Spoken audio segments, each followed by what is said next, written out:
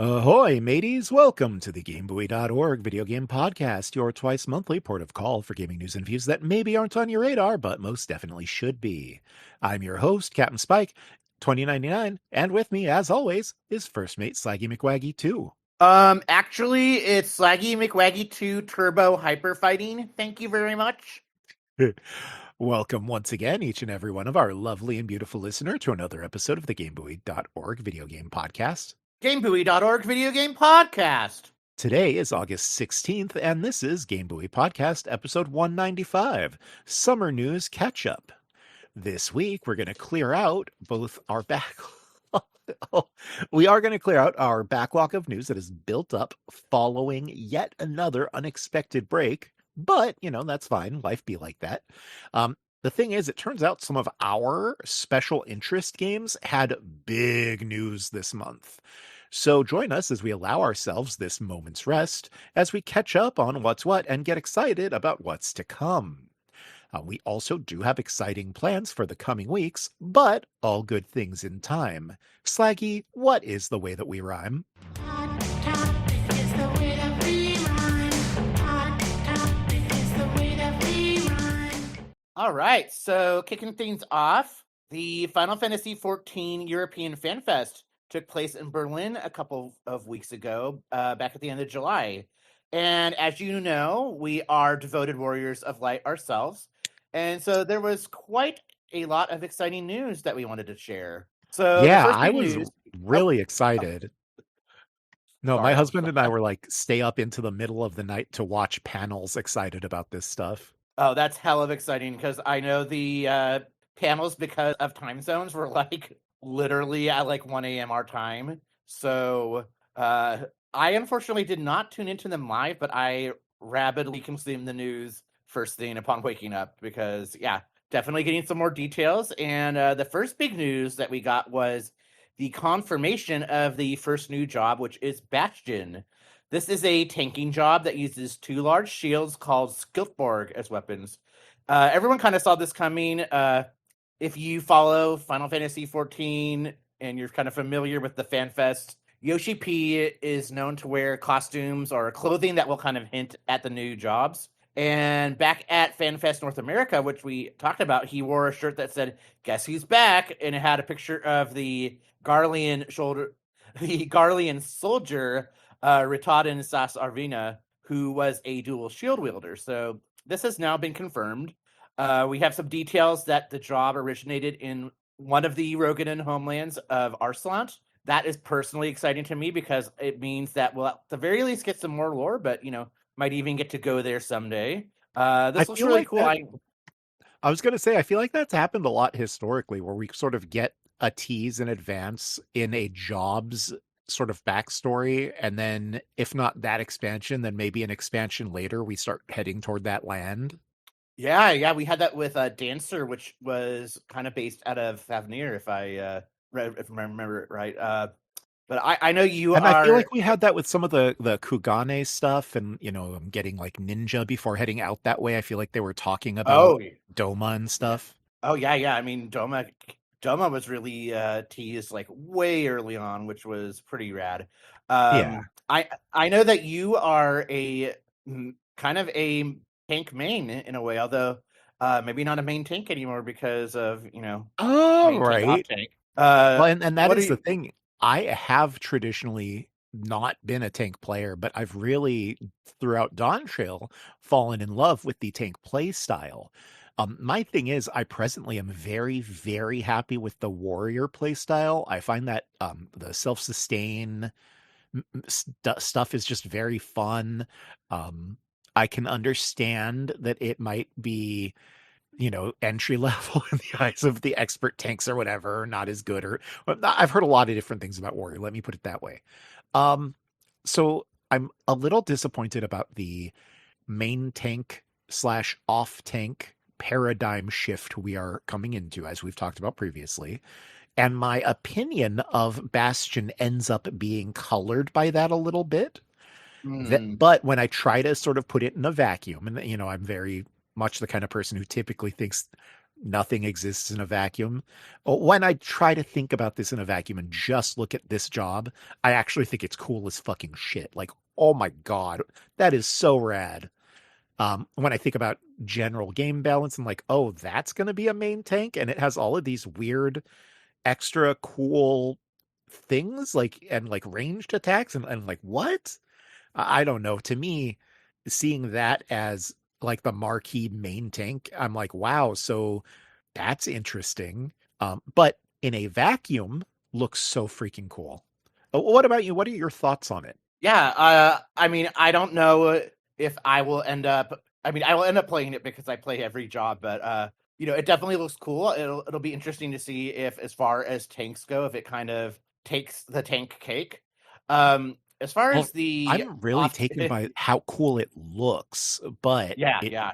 but its identity seems really strange to me. I'm sorry, please continue. No, I was just gonna say that he did actually elaborate during a Q&A about how he has heard about people being very concerned about main tank off tank, and that people might be reading into it a little too much, and that he did seem to basically more or less confirm that that's only going to be for like the highest tier content, and that in the majority of content that any tank will be able to do whichever role. It's just that certain encounters are going to be designed to take advantage of the kind of more individualized hits of each of the tanks. So Well, and so that kind of comes into what I was saying because that they said that in the first place that, oh, this will only really matter for the high end. But to me, it's like you're either designing the content with this in mind or you're not. And it sounds like they are, and they're just kind of trying to say, oh, but it'll be fine because the numbers are too low to matter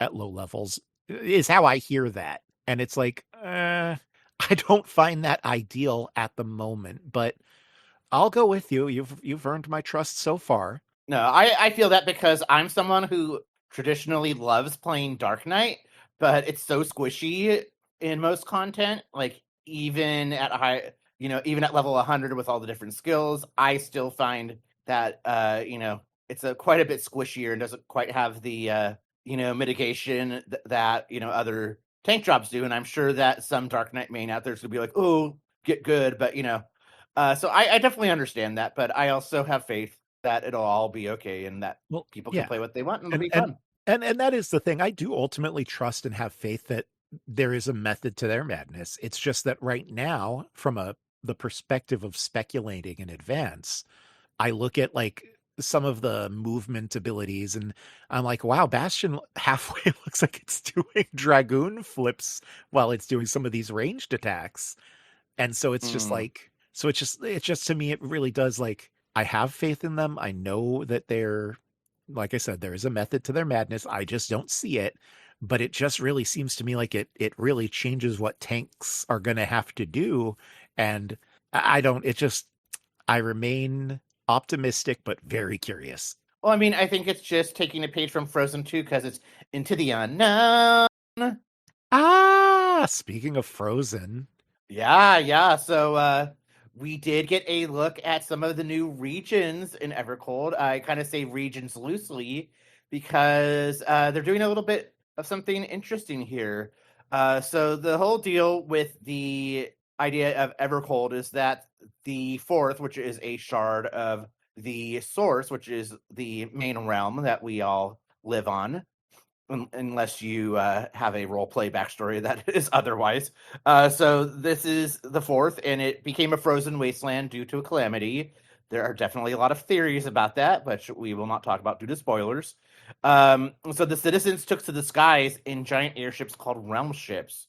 We got a closer look at two of them. One of them is the realm ship of water, Naglfar, and the realm ship of fire, Hringhorny.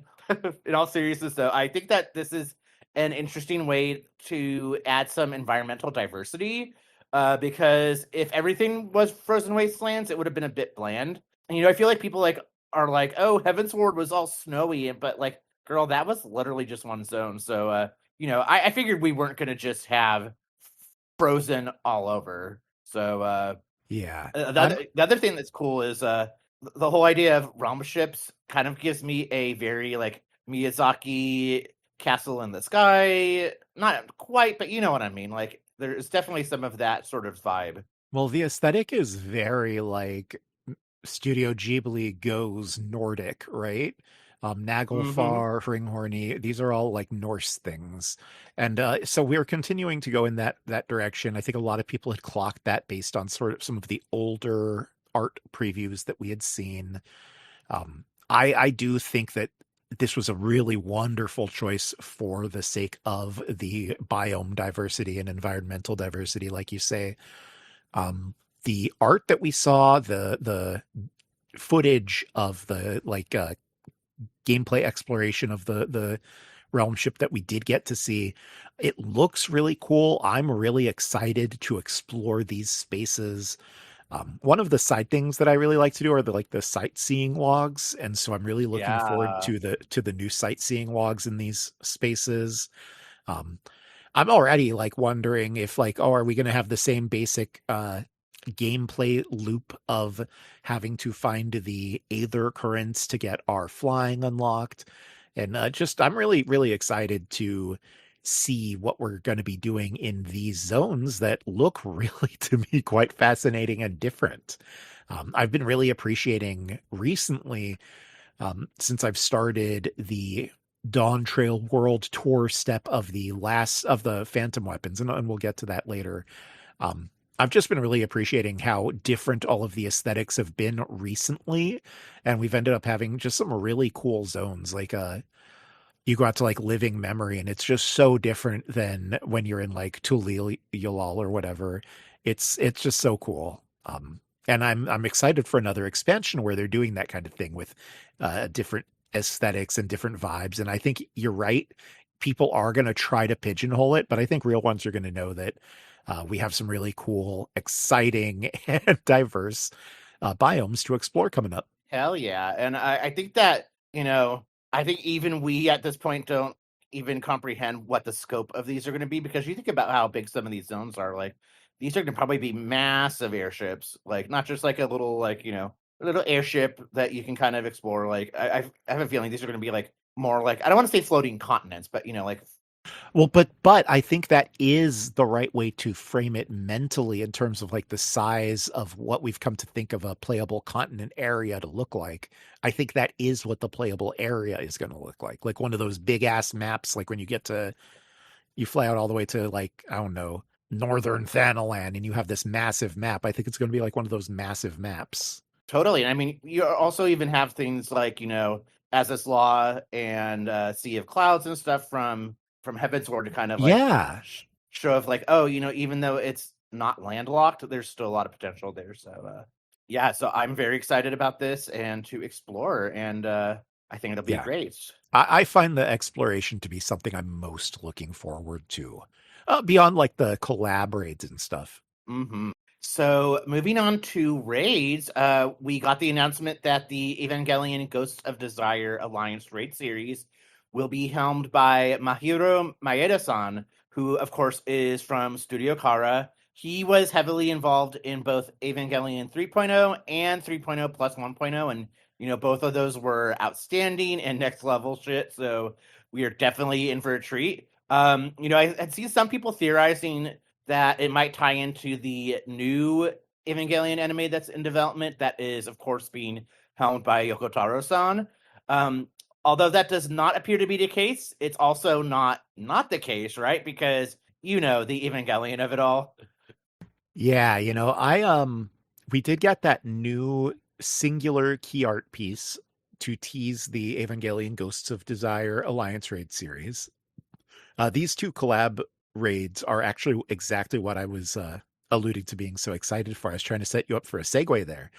Um, it kind of looks like something is going to happen to Evangelion Unit 1 to turn it even stranger and possessed by something worse than we're used to happening to Evangelion Unit 1 as of Oh the no. as of the key art. And so I'm like, this probably doesn't tie into the new upcoming anime, but then again, for all we know, like you say, maybe it does. I'm definitely very curious about why they're keeping things under such lock and key, since normally we would have had a pretty big preview of this content by now, and instead they're like, "Oh, we're holding on to it for the Japan Fan Fest. Please wait a little longer." And it's like, if this content is launching when you say it is, I have to believe it's already ready to show us. So what's going on, guys? Come on. That having been said, I have faith in them. I assume that there is some trickery afoot, and I look forward to seeing what they're pulling off with this content. Yeah. I think this is about to be even more meta and wild than even the Nier Raid series was. I And think you're speaking of, absolutely right. And speaking of meta and wild, as you alluded to, the other raid series, the 8-player raid series, is also a crossover. And it's probably not surprising. Honestly, most of us assumed this was coming. And I think we maybe even talked about it after NA FanFest. But we have confirmation that the 8-player raid series is beyond the live stream. And it will be a collaboration with the Final Fantasy VII Remake Trilogy.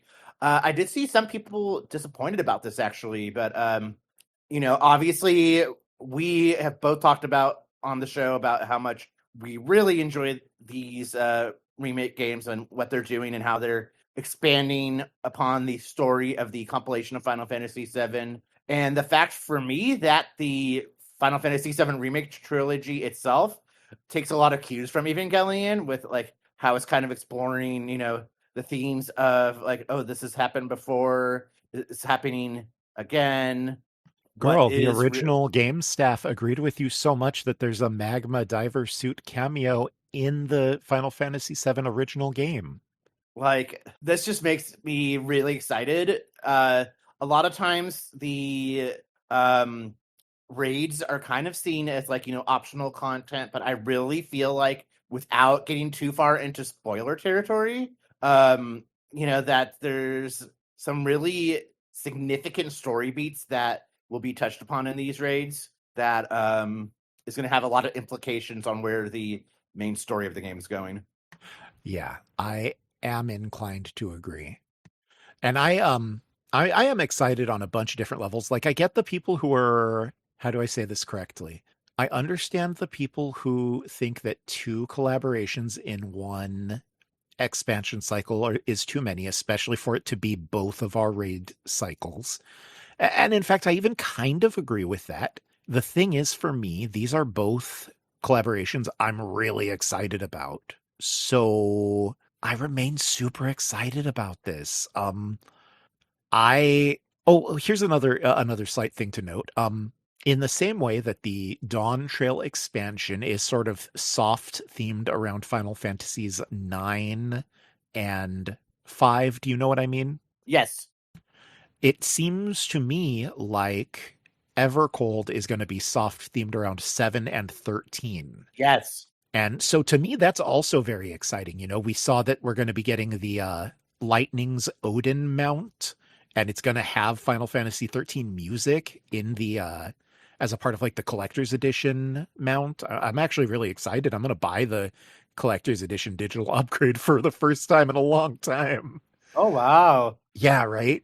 So I don't know. To me, them doing a Final Fantasy Final Fantasy VII collaborate, I should say, is kind of the exception for me in terms of the issue about doing back-to-back collaborates, because they're calling back to themselves in a way that I think is kind of valuable. Final Fantasy VII Remake series appears to be really running with a lot of the same themes, a lot of the same ideas, kind of like you said, so it's additive in this case. It's not just like a promotional consideration. I think that's going to be true about both of these collab raids, and that's part of why I'm really excited about it. And even though I would normally be suspicious about 2 collab raids in a row, in this case, I just think it makes a lot of sense. They click together. It's like, for me, a chocolate and peanut butter type of situation. And I'm sorry for saying so much to what was essentially a small question. No, and I'm glad you brought up the little teases of Final Fantasy 13 because like that opens up a whole other right realm of story and realms, and the whole Fabula Nova Crystallis and Cocoon and Grand Pulse, like all of the implications of that. I mean, Cocoon, in a way, you can almost think of that as like a realm ship in a way, right? So, Well, yeah, no, there is a lot of connective tissue there. And so I really am wondering, how they're going to lean in on it, if we're going to end up with, like a whole zone that has stuff that harkens to it, sort of the way that like Occult Crescent is all Final Fantasy V rewards type stuff. Um, I don't know. There's a lot that could happen, and I'm really excited about it. yeah. And maybe we'll even see some Lassie and stuff, right? So, and some hints of that. So, the theories are theorizing, girl. Tying back to Final Fantasy VII, though, and I kind of was expecting it not just because of the synergy of the 30th anniversary of Final Fantasy VII, the release of Final Fantasy VII Revelation coming next year, but also just like Seven itself having like Nibelheim being very like very Norse coded and stuff already as it was. So like I definitely saw that Final Fantasy VII vibe there. I was like, oh, it's gonna happen. But speaking also of Final Fantasy VII, we have Final Fantasy VII themed Gold Saucer content coming, which I mean, like, let's be fair, Gold Saucer itself already is Final Fantasy VII themed because it's Gold Saucer, which came from Final Fantasy VII. But they're adding a new area to Gold Saucer. It looks just like the Gold Saucer location in Final Fantasy VII Remake, which looked, or Rebirth rather, which looked fantastic. This is actually going to be coming on October 28th, so this will be before 8.0. And it will include a new mini game called Keyboard Brawler, which is a typing game. And there will be Barrett and Tifa costumes as well. Sadly, the data miners seem to believe these will be gender locked, which boo. But I'm pretty excited about these. I love Gold Saucer. I love mini games and cool shit to get with my MGP. Yeah, I am so excited. I will note my understanding is that the keyboard brawler game is going to have its own currency, so it won't be the MGP, it will be a different currency, which that specific aspect is a little unfortunate, but I am otherwise really excited. It looks like this game is basically going to just be like a keep typing of the dead, the old Yes. Dreamcast House of the Dead spinoff. Um, but I was also really excited to note that as they were talking about it, they designed it very much modularly, so that they can retheme it for like other events and holidays and other potential like IP collaborations. And that way they can have a relatively easier way to like do rewards and specific sets of rewards without necessarily having to design like a whole event that maybe doesn't fit the theme of the rest of the game.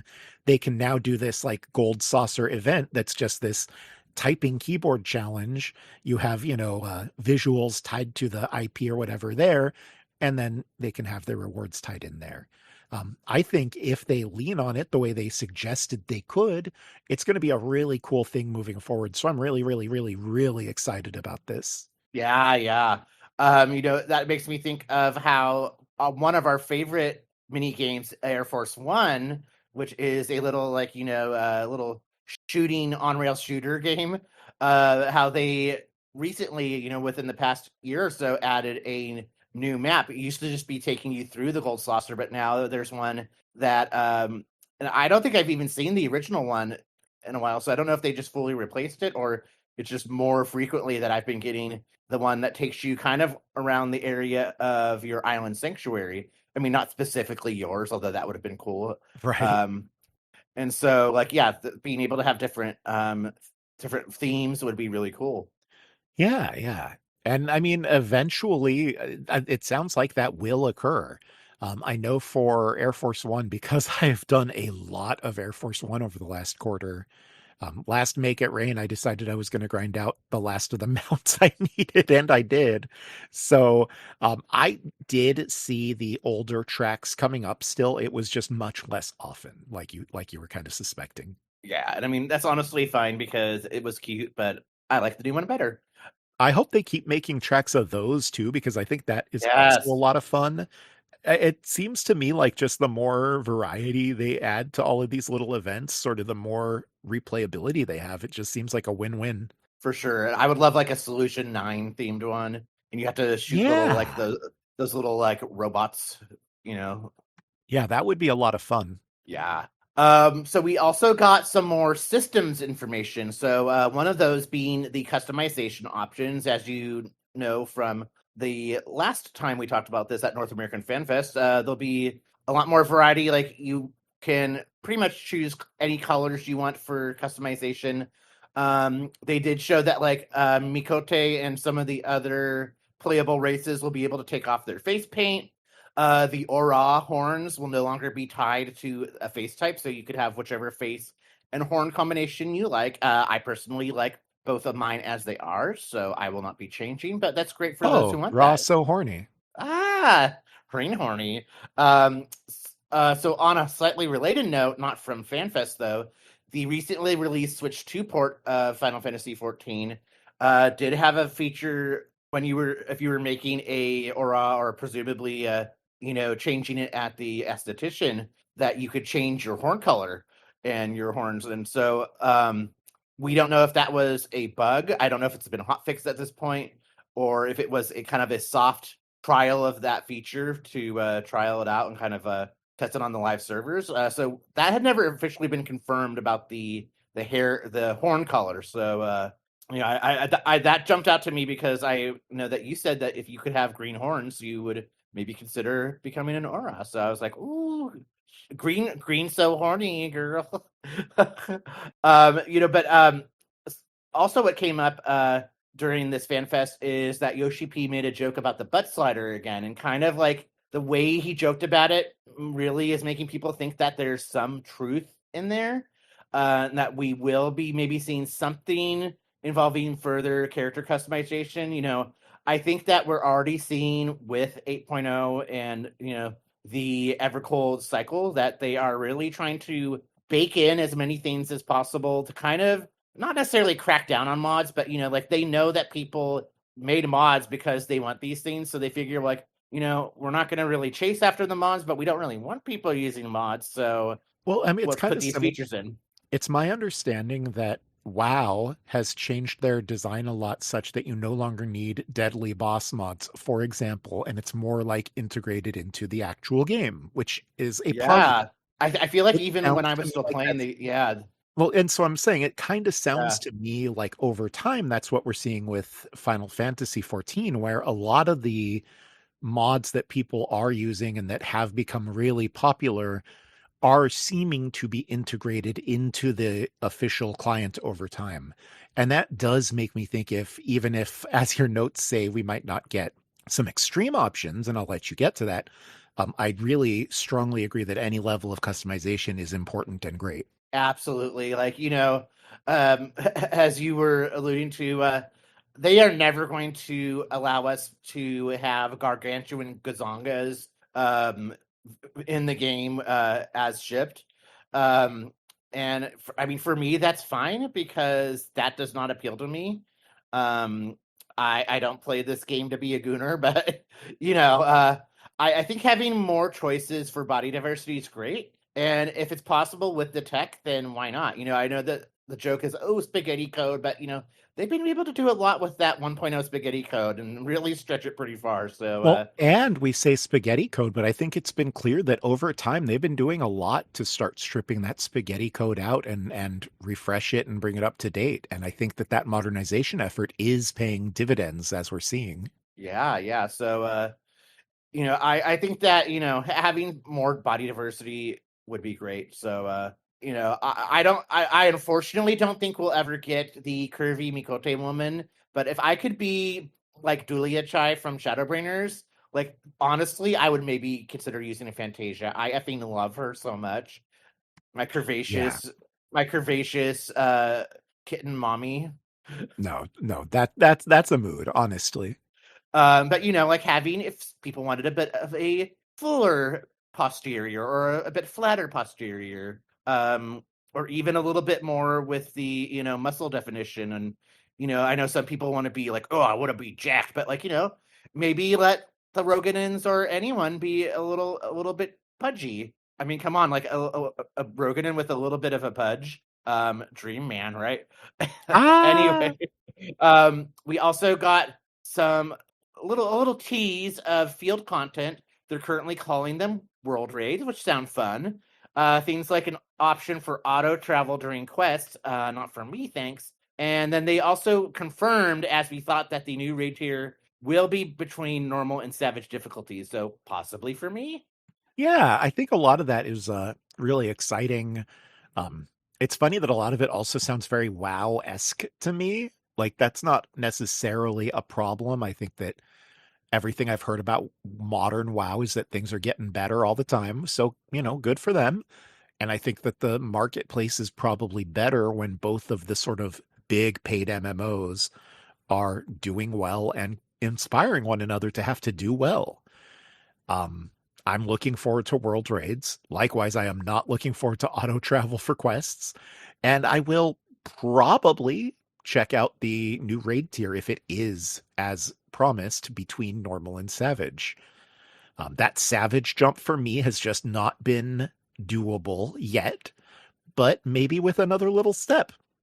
And then I think that you Yeah. had something you had wanted to kind of add. Yeah. Just really quickly though, as far as the auto travel, I remember back in the day when we were heavy into the World of Warcraft realness, there was an add-on, and remember, for those who don't have the context, at least in the past, World of Warcraft had a very different perspective on add-ons, and definitely encouraged it and was very like open, like with their programming language or whatever to make add-ons was They very had like an add-ons button in their main UI. yeah. Um, and so I remember there was one that like would point you towards where the quest was, it would show an arrow, but it didn't like automatically teleport you to that. And I know that there's like the little ones on the mini map and like you could see it on the mini map, but there are times where it's like I'm trying to find something and I just can't find it. So having the option for something like that wouldn't necessarily be bad, but Just a big honking compass arrow to tell you the exact direction to walk in right now. yeah. I know, I Um, honestly, for some of these MMO fetch quests, honestly, it's like, look, dude, this is a fetch quest. Just give me the damn compass point over my head and let me do it as fast as possible. I am begging you. Right. And I mean, I almost have to wonder if like we're getting a complete UI refresh, maybe something like we did see, back at North American Fan Fest that the character sheet with like kind of the not the battle pass, but like the season pass, how that will be kind of modern looking. So maybe we'll even have like a more modern looking compass option. So yeah, but I'm getting a little off track. What I was thinking about is back when we played World of Warcraft, circling back to that, that we would wait for the raids to kind of get a little bit of a nerf. So like we would wait a patch and then we would do the raids, and like we were doing normal raids. Yeah. So and I would say that normal raids in WoW are still involve a little more coordination. At least back at my memory of what normal raids were is still a little more challenge of coordination than what the raid content that we do, the Alliance and the normal raids in Final Fantasy 14 is. So Yeah. Well, and I am hoping for exactly that kind of half step because the Savages are to me more in line with that older style of like you need a static group and you need to like learn them. Whereas I would really like something that like you have to learn them and like maybe even have a static group to learn them, but once you've learned them, you can do them with randos would be for me acceptable. Um, yeah. Whereas normal, as it's presently designed, seems to be designed to be doable by randos, even if all of those or a majority of those randos don't really know how to play their class. And from a challenge perspective, it ends up not being very fulfilling to me. That content, when I think about it, particularly in direct comparison to what we used to have to do in WoW. Yeah. Yeah, trying to take down the fucking Lich King, yo.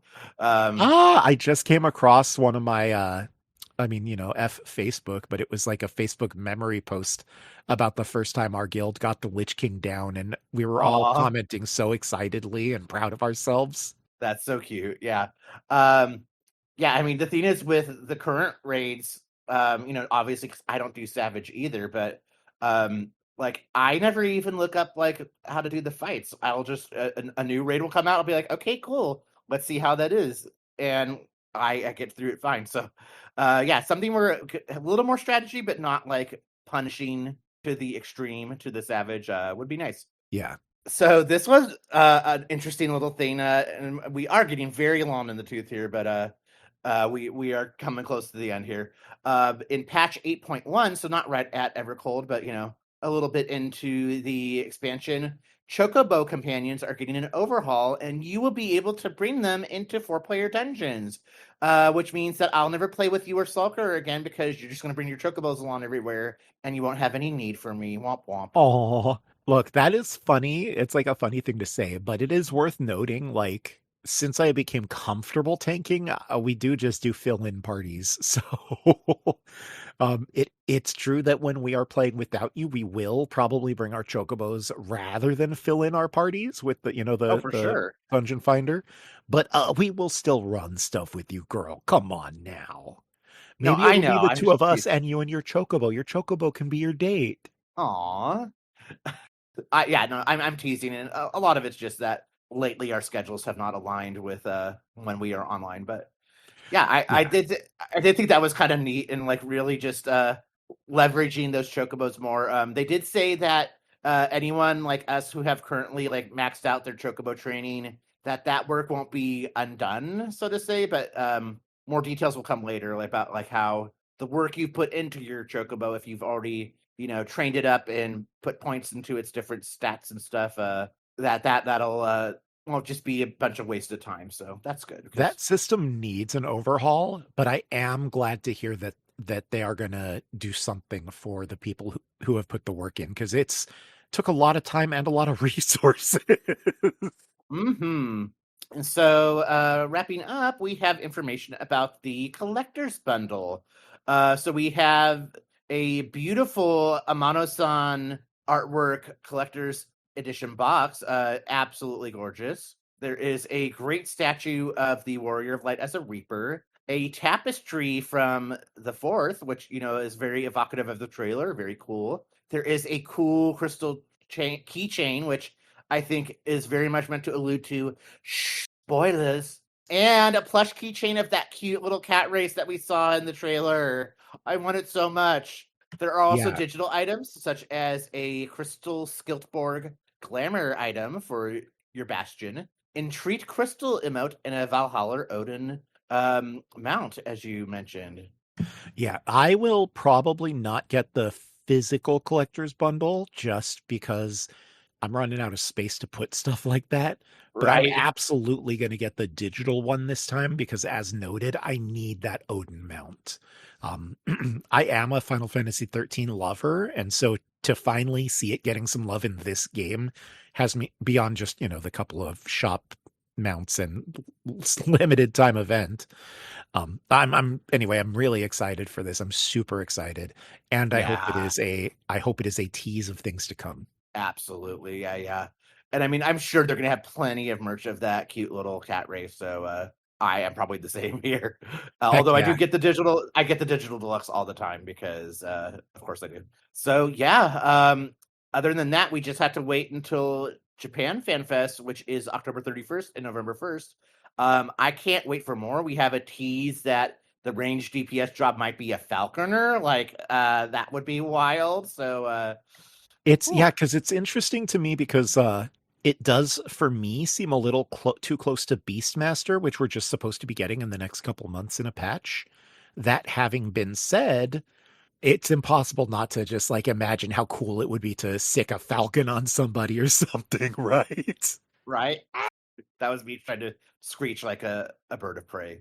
Ah, yeah, no, definitely exciting stuff. I've seen a lot of people theorize, Falconeer or whatever it might be. I'm really excitedly looking forward to this Halloween now for more than just spooky stuff. All right. Woo. Speaking of spooky stuff, which I promise if you've seen the video we're about to talk about makes a little more sense than it might sound like. We had literally hours after recording our last episode, um, a pretty major leak. And it was kind of funny because for the first day, we were kind of unsure if this was a real leak. So it was like, okay, it's fine. We'll push the episode live. We won't, I was even thinking about recording an addendum briefly when I was in the Mm. editing phase about this story. Um, Basically, we got the intro video for Kingdom Hearts Missing Link. This is the mobile game that was canceled. It was going to be like a GPS Pokemon Go type experience set in the Kingdom Hearts universe, canonically building up the story of the third generation of Keyblade wielders at Scala at Kylum, which a lot of and which was going to tie into Quadratum in some way, which is of course the setting of Kingdom Hearts 4, and which has been uh, mostly represented so far in the music spin-off game Melody of Memory.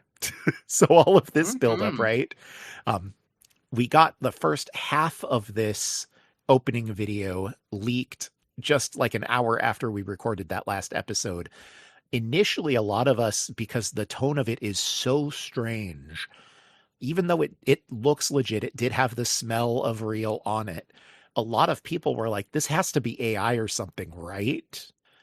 And then it wasn't until the next day that we got like a full leak of the full length one. And with that, it had some footage from an earlier trailer seamlessly integrated in. And we had known that that earlier trailer had footage from the supposed opening. There's details that are just too intricate to have been faked by AI. Like if AI could fake that level, like it would be able to make real freaking movies in that case. And it can't.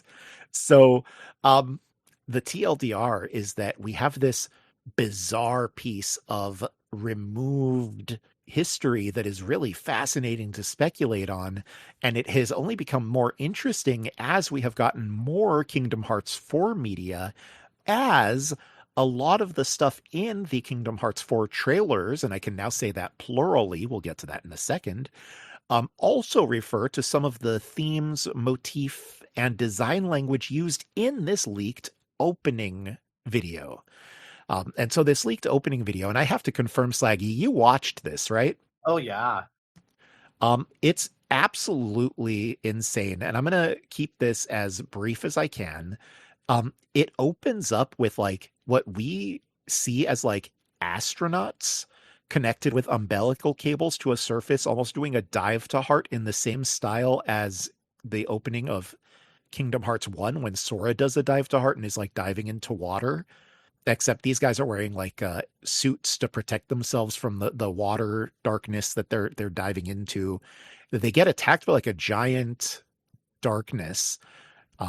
It's like one of the big heartless, and it's hitting them and kind of beating their asses. And they pull out their keyblades, and they're keyblades from like the Age of Fairy Tales, like the Union Cross era.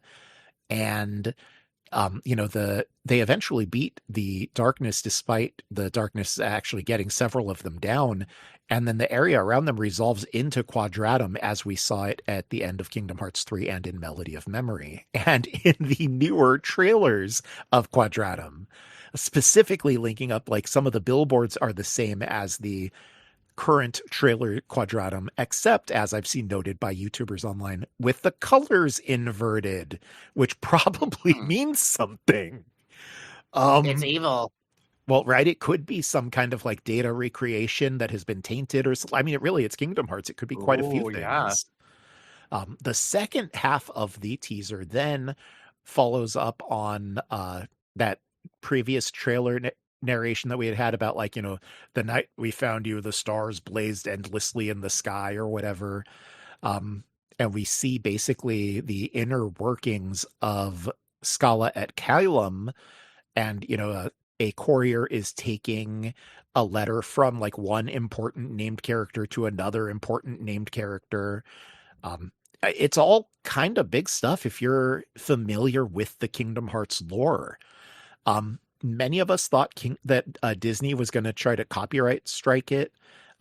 Then when they never did, despite the fact that it is clearly real, many of us then thought maybe they would address it at the D23 event that happened yesterday, because um, while they did eventually tie some Kingdom Hearts 4 promo stuff to it, that was initially being billed as a predominantly retrospective event. We kind of talked about that here on the show previously, about how many of us were getting really hype based on how the promo cycle for that event was starting to change a little bit.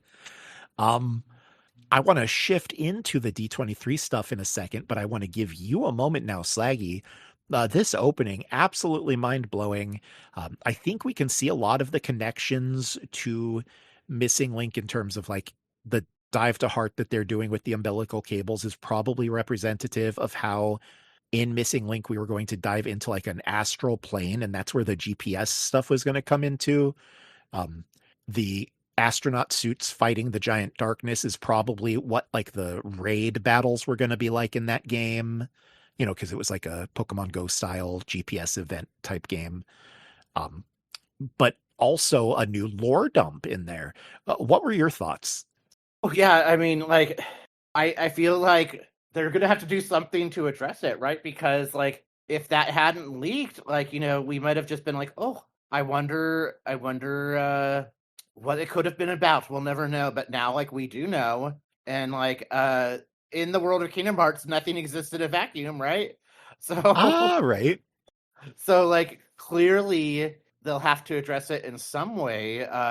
And I think that's the thing that I want. Like, I'm not mad that a GPS game isn't going to happen, but like, I want the story still.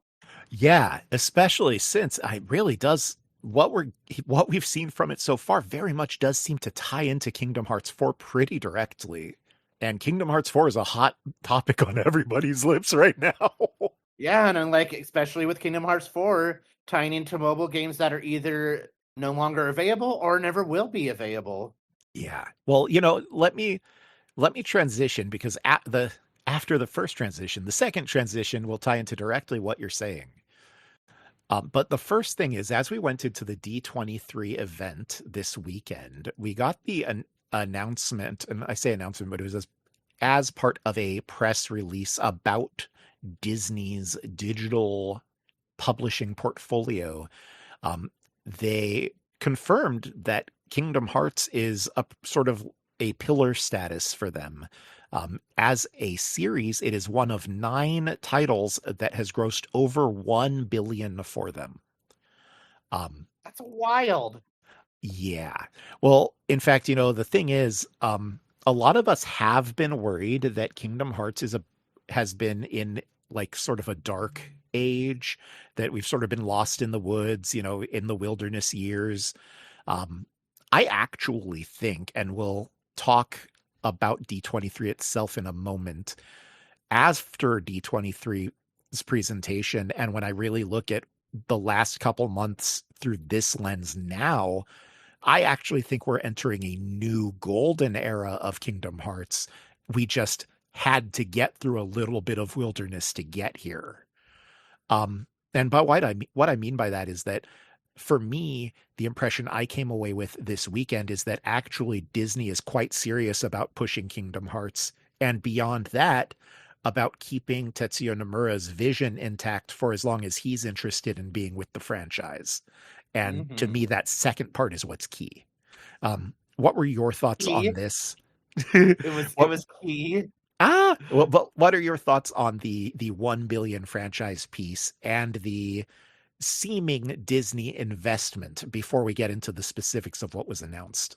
Well, I mean, I think it's about time that they finally start like showing some real love to Kingdom Hearts, because like, hello, like, why is there next to no park presence? Why is it only now that what you're about to talk about is happening? Like, I mean, like, I'm glad that they're finally paying attention, but like, we have been scraping, the meager remnants of, we're like, can I have some more, sir? Right? Like, the fact that the last time I was at the parks, I was like, oh my God, they have Kingdom Hearts pins. I'm getting one for you and Sulker and for me, because it's actual Kingdom Hearts merchandise in the parks. Like, Yeah.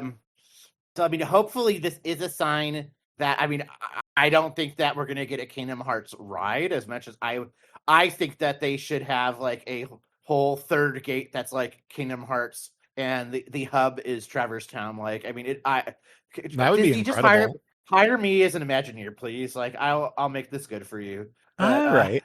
like it's exciting, and hopefully that means not only that we will see Disney start to promote it more and merchandise it more. And I can't believe I'm saying that, but like I want Kingdom Hearts merchandise. Like, I'm sorry, like but also for the future of the franchise, right? So like Yeah. they know it's a moneymaker, and that as you said, Nomura will stick with it as long as he can, and I hopefully when he's ready to retire eventually, that it will be in good hands for the new generation to continue the magic. Right. And I think that was something my husband and I were just talking about this morning on our morning dog walk. Um, I'm actually, for me, I'm really excited about this era because the way that they treated Nomura, they brought him out as like a surprise guest to like a roaring ovation.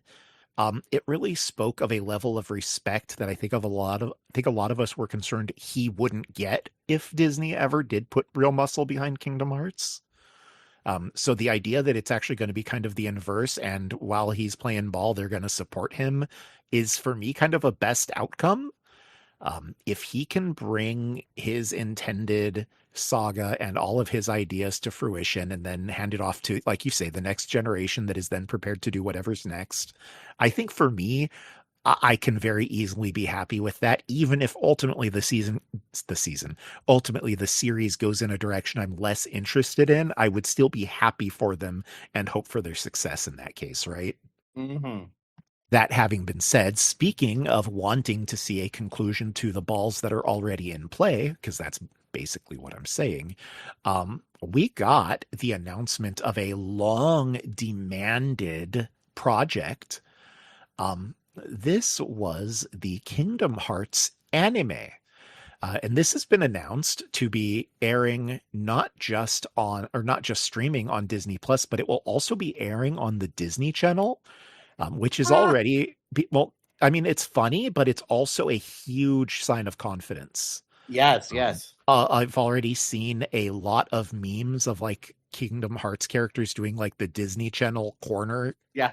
The little do thing. do do do. Yeah, yeah. Um, but it's actually, again, it's a huge sign of confidence. There have been rumors about a Disney Plus Kingdom Hearts animated project for years. Yes. I think that it is likely that some of those rumors did have some merit. It's still right now really hard to tell which ones are which. My hope is that this means that the Kingdom Hearts original stuff is going to be presented in an anime hand-drawn style, but that the Disney worlds will be handled by the Disney studios. Um, I think that if they were to do that kind of presentation, um, we could end up being in for like something that is really cool and really additive to the canon. And so that's the other piece here, right? Is that this is not a straight adaptation of the Kingdom Hearts stories we've been told so far, supposedly. And I'll get to why I'm saying that. But it is going to be canon and connect to the lore in important ways. We got one teaser image. And the thing about this teaser image, because we, the Kingdom Hearts community, are sickos, is that we identified the keyblade that the wielder in the image is holding almost immediately as one of the keyblades that they wielders student wielders at Scala at Kylum were wielding in Dark Road, but also the character's clothes and hairstyle are a match for the character from Dark Road, Helgi. Um, they are not a match color-wise, though, so this could be like a Helgi nobody. It could just be Helgi, but being shaded and shadowed differently, so the colors are different. It could be a completely different character who just shares a very, very similar design. It's Kingdom Hearts. Um, Yeah. but those pieces kind of fit together. are making a lot of us believe that this anime is going to be the project through which they sort of explore the mobile games lore, which is kind of something a lot of us, including you just 5 minutes ago, have long felt the series has needed. The fact that there's so much important lore tied up into Union Cross, into Dark Road, into even Missing Link, which isn't coming out now. If they were to have this character who is from this era and could explore some of these themes while also doing the quote unquote Disney shit that people are often looking for, I think they could have a great idea on their hands and could really end up being a beast that serves multiple masters really well. Ooh, multiple master of masters. Ah, did I miss anything about the anime that you wanted to say? Otherwise, what did you think of the anime teaser? No, you didn't miss anything, but I hadn't even considered the fact that they would be going to Disney Worlds and that the Disney Worlds could be done in the style of the original Disney movies. And like, even if it was all, done digitally, a return to 2D animation, like that could be wild. Right? Like, can you imagine if it was like, oh, they're gonna go into Lady and the Tramp, which I mean, no, not Lady and the Tramp, 101 Dalmatians, because like I specifically think of that era of Disney as when they were cutting costs and like photocopying, so you could like straight up see like the pencil instead of like I inking love the that though, characters. Which especially on yeah, like the high def versions now. I think it's so charming. absolutely. And so like if they like totally did that, if they went to 101 Dalmatians, which I mean again, I don't think they would actually be going to London, but maybe why wouldn't they go to London? They Well, went to Peter Pan's London, right? I will say, and I know this is cope because I've wanted it for a decade, but I'm hoping that because it's on Disney Channel, they would do something hella cute and go to like Disney afternoon type properties. Because if I could Ah, have yes. this be like, oh yeah, we're going to go to Gummy Bears, we're going to go to Gargoyles, we're going to go to DuckTales, I think that would be super sick, especially if, Time for time for what was that? Disney afternoon Buoy to come back. Ah, right. And I should note, I say those shows specifically because those are like my Disney Channel shows, but really, I just mean, I think it would be cute if they had them jumping into shows that would be relevant to being itself a Kingdom Hearts show. But, again, as long as they do something interesting with it stylistically, I think that's going to be the real key here. But the fact that they keep calling it an anime and that the teaser is as stylized as it is rather than being some kind of generic Disney house style, I think is already something to be very optimistic about. Yeah, for sure. The one thing I did want to say is that the announcement of it not only being on Disney Plus, but the Disney Channel had some people worried because, like Disney Plus, if it was just Disney Plus, like X-Men 97 is not a children's show, despite being a continuation of a Saturday morning cartoon. Um, but Disney Channel, has that whole other connotation. But a lot of people said, well, look at the Avatar series, they the original series and Legend of Korra aired on Nickelodeon and did not shy away from dark themes. So Yeah, it's I understand people's concern and I did have it for a few minutes, but then I kind of thought about it and I think it's just important to remember it's a different era. Things really aren't like that anymore and Disney content itself has often gotten a little bit edgier than I think a lot of us are giving it credit for. true. Let's see. I want to move us along here because I'm now getting too long in the tooth on my special interest stories. We got two. Oh my god, do you think Sora is gonna go to Turning Red and help Mei Mei with her period? He's like, here's some tampons. So we got two. We're only really going to talk about one. We got two teasers for Kingdom Hearts this weekend. The first one was Friday night, right? And that was during the um like D23 keynote where they announced the anime as well. But then during the deep dive into Kingdom Hearts panel, the one that was retrospective, but where they actually brought out Nomura-san to thunderous applause, um, they revealed a longer version of that trailer. So the first one was just 90 seconds. The extended one is almost 4 minutes, which is awesome. Um, definitely gives us a lot of very exciting pieces of information, particularly for those of us who are already up to date on Union Cross lore. Um, just very exciting stuff. We got the Disney World reveal of Coco. We got to see how awesome the stylized graphics look in this Disney World. I think a lot of people's concerns about the visuals of this game were immediately allayed by this trailer. Um, I am just extremely hyped for this game after this trailer, which ends with the absolute bombshell of a fall 2027 release window, which the panel was insisting. They stood on business with that. They repeatedly said this is not an 80% or 90% sure. We are 100% sure this is fall of 2027. Um it's just very, very exciting stuff. I'm not going to gloat too much. Like, I could run the audio of me saying that this is kind of what I think is going to happen, but I'm so freaking excited. I am just excited beyond words. I want to play this game so bad, and every single bit of it I see looks more and more tantalizing. Slaggy, what do you think? Well, buckle in, everyone, because we're about to spend 40 minutes talking about a 4-minute trailer. I joke. No, Look, if just Cynical can do it, we can do it. right. No, like, we Kingdom Hearts fans are eating good lately. Without getting too much into spoiler territory, Coco, besides just being a one of my favorite Pixar movies ever, like, it's just beautiful, right? But it had also been one of my hopes for Kingdom Hearts 4, specifically because of some of the themes that Kingdom Hearts 4 will be exploring. So, like, the fact that, yeah, it's happening is, like, the synergy is just perfect. But also, just, do you remember when Sony announced the PS2, right? And they said it'll be able to render Toy Story in real time.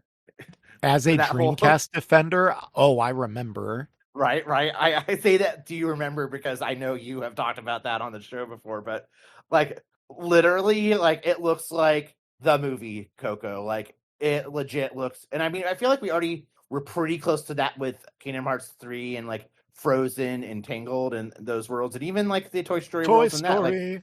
Like, I thought they all looked really great, but, like, no, this legitimately looks like just scene for scene, like, out of the movie Coco. Like, it's wild. And then, like, just all the other teasers and all the other little story beats that we're getting hints at, and could talk for 40 minutes, but then we would have, like, no more listeners. So, Ah.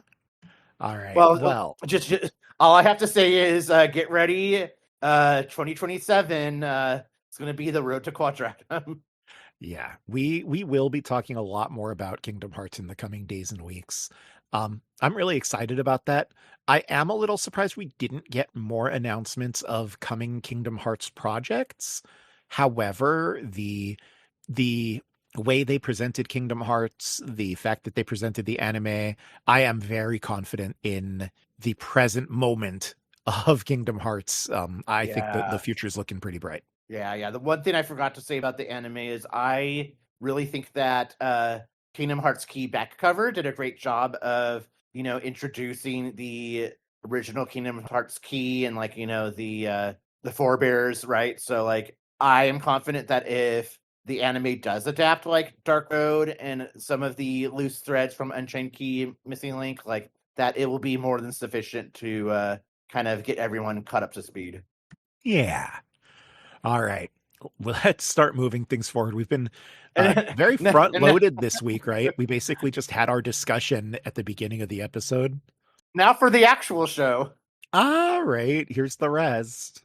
Um, the next news story here I want to talk about here. This is Word. And this was a piece from Eurogamer. It came out about 2 weeks ago. We'll link you over at gamebuoy.org. GameBuoy.org. Of course, we always want to link you to the websites that we rely upon to make this show. We want to thank them for their hard work. We certainly couldn't do a show like this without their hard work. It's why we link you, why we make sure that if you're interested in, getting the full story, you can go check it out for yourselves. That having been said, this piece here is another sad moment for those of us who are watching the hardware market in horror. as NVIDIA GPUs have seen another price hike. Per PC Part Picker, whom they credit for the research, it looks like as the generative AI hardware crisis has had a larger and larger impact on the market, consumer prices have gone up as much as 30%. Um, this is obviously bad. We've been hearing that at the current rate of things aren't going to get better until like 2028. I don't think that's a good thing. I think that if you are going to have hardware purchasing needs in the immediate future, you should probably do them sooner than later, or at Yep. least wait for the best possible sale that could be coming. But like we're in move it or lose it territory now. It's scary stuff. To be an enthusiast. Do you have any thoughts on that, Slaggy? Well, just I was looking at this Eurogamer article and seeing the chart of how the RAM costs being just about $250 back in February of 2025, currently almost at 1,250, $1,000 increase. Like you hear 30% increase and you're like, oh, okay, but like $1,000 more for RAM, like it's ridiculous. Like, and I mean, like I recently switched over to PC gaming, as I shared a couple weeks back on the show, and I could have built that same box before all the price hikes for like maybe not 1,000 less, but easily a couple $100 less. Oh yeah, for And sure. I was kind of like, oof, with the price tag of what I did pay, but I'm glad I did now. Yeah, well, I had gotten a PC for a price that I had felt similarly about, and by the time you got yours, I was like, wow, thank God I paid what I did for it. And that was kind of why I was telling you at that time, like, oh, if you're interested, you should jump. And I think we're already at a point where prices have increased enough from what you paid that it's like, wow. Yeah, that's just And it's probably going to stay like that for a little while. So if you have a hardware need, folks, yeah, get on top of that, unfortunately. oh, I but have ChatGPT is so fun. right. I have inversely though, I've heard a lot of stories about people taking advantage and like refitting their old boxes with new fans, new power sources, cleaning them out and getting them going again. I've heard stories about people like, oh yeah, I still had, like a 1080 Ti in an old rig, so I put it on the marketplace and sold it for $900. It's like, okay, I mean, I guess in a weird market like this, old hardware might still have some value. So, I guess, if you have old hardware sitting around, and that's you, Slaggy, or anyone listening, there could be merit in seeing if that old hardware has a potential new home that could be mutually beneficial for it to go to. But yeah, just a really weird market right now. Mm, I never would have thought that I would be using my current build has less sticks of RAM than my old one. And it's like, I never would have thought I would have gone backwards that way, but that's just the current hardware market. yep. And related news, I'm looking to sell my Intel Celeron PC, starting price of $5,000. Ah, careful, girl. You'll start getting nibbles. It has Windows Vista installed. Ah! All right. Well, I'm going to move things forward here. This is a report courtesy of gamesindustry.biz that Sony reported flat sales during its first fiscal year for 2026. They did also note that they have heard broadly negative feedback about their decision to end physical disc production starting in 2028 of January or January of 2028. The CFO, Lin Tao, noted that Sony does acknowledge the criticism, but they plan to go cautiously forward with the plan anyway. Okay. Um, I don't think it's a good thing. I think it's bad. I think it's very anti-consumer. Um, as a direct result, I have pretty much vowed that I'm not gonna really fuck with Sony much anymore. Um, I did figure out, because I like the idea of sending them an analytics message, if I do decide that I want to play Wolverine, and I'm still on the fence of that for reasons I think you're about to get into when we get to it. But if I do play Wolverine, I'm gonna play it on a fucking disc. I'm gonna play any Sony game I ever play again on a fucking disc. And if I can't get that Sony game on a disc, I'm not gonna play that Sony game on a Sony console. Full tilt. Yep, and I might not get Sony consoles moving forward. Probably not. If they Why don't would have I? discs, if they don't have disc drives, I won't. I'm going to be honest. I've thought about this a lot. It is important for me to have a disc drive on my console because I want my consoles to also play movies full tilt. And if I can't do that, that's a problem for me. Um, and I hear people saying, "Oh, well, streaming movies are the future." Okay, bitch. Well, I have movies of the past and a huge collection of them, and I want to keep playing them. And as the consumer Yeah, here, I don't think that's a problem. and some Um, movies that aren't, and some games that are on available digitally. Yeah, exactly. Exact same principle. And I don't understand why I, as the consumer, am being told I'm ridiculous for wanting that choice. Hell, for me, it's like there has to be a market for even a small production line of discs for every game. So just make that. Maybe the problem is y'all don't need to be making 5 million copies of every disc. Okay, but surely there is still a business for small print runs. I'm very confident of it. Y'all are just trying to do this for X, Y, and Z extraneous reasons, and I think it's real bullshit. And I think the only thing to be done about it is to speak with your dollar and make sure that Sony knows if you are unhappy about this, the degree to which you're unhappy about it. Yeah, I mean, for me, like, what's the point in having a console anymore? Like, Yeah, I would, I mean, if I have aside from to. having a movie player, right?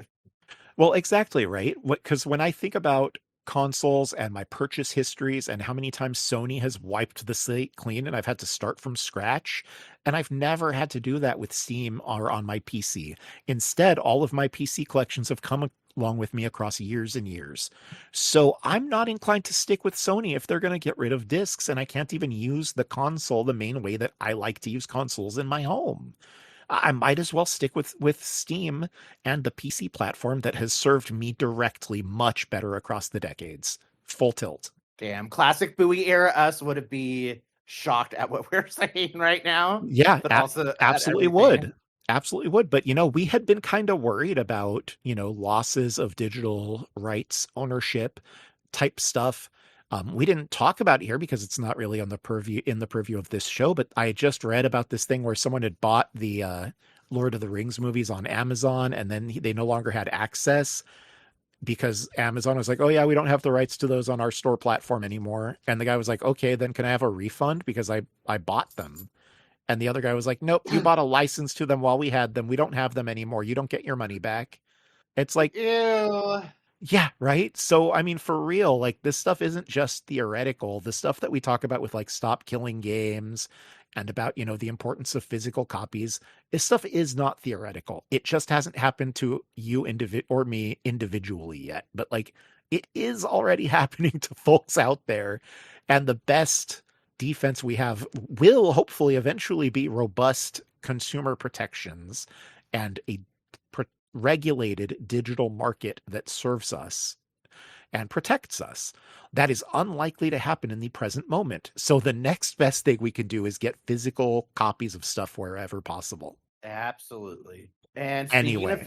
speaking of physical Yep. copies, in news that is shocking for the year 2026, Marvel's Wolverine will be gasp fully playable on disc. That's what they're saying over at Insomniac. So the senior project designer Jesse Reiner Reed shared that although they will be encouraging players to download the day one patch because of additional polish and bug fixes, it will still be playable on disc. Like presumably you still have to install it, right? But remember when games didn't have to do that? Yeah. I mean, so the thing is now the reason why these disc games have to install is because the internal memory is just so much faster than reading off of a disk drive is. So they install largely for the sake of data read speeds. And Right. this is ostensibly one of the big reasons that Nintendo, for having stuck with their cartridge format, actually does get around that and can still play games without installing them to the internal storage necessarily when playing games off cartridge on Switch, which kind of gets to the heart of a part of the whole game keycard kerfuffle, right? Because Yeah. Switch internal memory space is at such a premium, especially given the current market and how expensive those damn SD Express cards are. Yeah. So yeah, I do remember when games didn't need to do that. But while we're on these disc-based consoles, that is something that will be inevitable. But again, having that data locally on the disc so that you have a copy of it and can install it and play it, even if you're not connected to Sony's servers, is something that many of us view as important and valuable. Pepperidge Farm remembers. So yeah, this game still looks hella violent, but I like Logan a lot. I know you like Logan a lot. If there really is like a blood slider thing, like we it's not confirmed, right? But it's pretty much it's like alluded to, right? That there's going to Yeah. be some options there. So I'll probably check it out. I might wait for it to go on sale, but I think I will check it out. Especially if there are unlockable outfits, because I really would like to play as Logan in his boxers, which I feel like that would be a very easy design choice. So I just very recently picked up Insomniac's Spider-Man, commonly referred to as PlayStation Spider-Man. I got it on Steam because, again, I'm switching to Steam and it was on a reasonably deep discount. And I was like, okay, I played this on PS4, kind of bounced off of it. I'd like to give this another shot. I ended up having a really great time with it. I know it sounds like I'm doing my what's up, but I'm connecting it right now. And so I can now tell you firsthand that unlockables are kind of like a hallmark of the Spider-Man series that Insomniac did. And they've already confirmed at previous events that there's going to be a cell shaded Tokon collab skin for Wolverine. So I think there definitely are unlockable outfits like that. That's more or less yes. Furthermore, though, Spider-Man has a Peter in his boxers skin. So I have to think you're going to get a Logan in his boxers, if not a whole ass Logan bare-assed. Because I did see that the game had gotten a mature rating, and one of the things was like bare body parts, and it was like shows the main character's buttocks repeatedly in cutscenes or something. Woo. Well, I mean, it sounds like they need to go back to Spider-Man and add a skin of Spider-Man's Peter out of his boxers, if you know what I'm saying. Oh my god. I went there. All right. Let's see. Funny enough, we got the announcement of a limited edition PS5 console bundle. This is themed around Marvel's Wolverine. The reason that it's funny to me and to many others is that it is unfortunately not going to be one of the PS5 models that has a disk drive, So the art itself looks really cool. It was done by Jock, who I mostly think of as like a DC artist. Specifically, I think about a lot of his Vertigo era work. But I mean, it's a really clean piece. I think it looks really neat. I think it's cool that they did do a version of the faceplate that has the disk drive cover. If you buy an optional disk drive, right? That's not nothing, I guess, but this is not for me. I am not looking to invest more in Sony's ecosystem. That having been said, I think it's cute that they're doing a Wolverine limited edition at all. Slaggy, do you have any thoughts? Yeah, I mean, it's too bad that I don't really fucks with Sony anymore because I would consider getting some of this. Yeah, But, for real. not anymore, especially because I do have I did buy the disc drive for my PS5 Pro, and why would I do this? Oh, I'm not yeah. gonna take my disc drive off. Ah. And like so there's a cool looking dual sense. Okay, cool. To Well, be fair, dual sense is a nice controller though. It's very comfortable. speaking of, it's a shame I don't really fuck with them anymore. We also got the release. This was actually just this morning of the newest. This is a teaser trailer of the newest upcoming season of Fortnite. This season is going to be going live on August 20th. So, probably just a day or two after this episode goes live. This is the long teased and rumored Gaming Legends season. It is officially titled Override, and it features characters such as Crash Bandicoot, Spyro the Dragon, Sonic the Hedgehog, Mega Man, Mortal Kombat, Tetris, Pac-Man, and more. Um, Obviously, we are presently in a moment where we don't really mess with Fortnite due to Epic's wholehearted embrace of AI slop. That having been said, I will say for me, this was a little bit of an internal struggle. The continued rumors that Sora is coming, and in fact, there even have been some loading screens purporting to feature Sora that have hit the internet. Um, it is a struggle for me a little bit, but I just have to really remind myself that, like, I don't fuck with what they're doing, and I think it is ultimately negative. Like, their overall, the way that Epic is engaging with the market, I don't think is sustainable, and I just kind of need to steel myself and stay strong, but it's hard. Slaggy, what did you think about this Fortnite update news? Yeah, no, similarly, I'm just disappointed because, we had a lot of fun. We put a lot of time and money into Fortnite. And it just sucks that a lot of what looks to be cool ideas, like, Jonesy running through the Sonic loop and stuff, like, looks like it'd be a lot of fun, but, like, honestly, after they, like, doubled down on AI, like, it's similar to, like, World of Warcraft, like, even with Blizzard kind of, like, starting to seemingly do better over the past few years. Still a Microsoft owned studio, and I find that I'm just like, okay, it was nice while it Yeah. lasted. Yeah, pretty much, unfortunately. I do miss it because I liked the game a lot, and I still dream of like someone else swooping in, purchasing them, and pushing the AI out, cleaning up house, and being like, "Oh, we could come back." But I don't really know that I think that's realistic. Yeah. Let's see. Last but certainly not least here, before we move over to our release updates, is itself something of a little bit of a release update. This is word that Ghost of Yote is going to be getting a narrative expansion, as well as new combat survival modes. These are going to be launching October 1st, alongside a new complete edition version of the game. This is another one of those situations for me where I want to play this game. I'm kind of avoiding Sony stuff right now, so I've been kind of waiting to get this game on disc and on sale. I will probably continue with that tact, but I'm hoping to find a disc version of the complete edition at this point. Slaggy, did you have any thoughts on Ghost of Yote getting these expansion or anything? That's cool, but those games are typically not for me because I need to get good, and those be hard games. Fair, fair. I don't think of them as hard games, but I have a very skewed perspective, so I respect your opinion. All right, then that does bring us to our release updates. We had a couple of exciting release updates this week. The first one is the actual release. It was the announcement and release of the well-loved fantasy action RPG Lord of the Rings War in the North. This was announced as the Lord of the Rings War in the North Legacy Edition.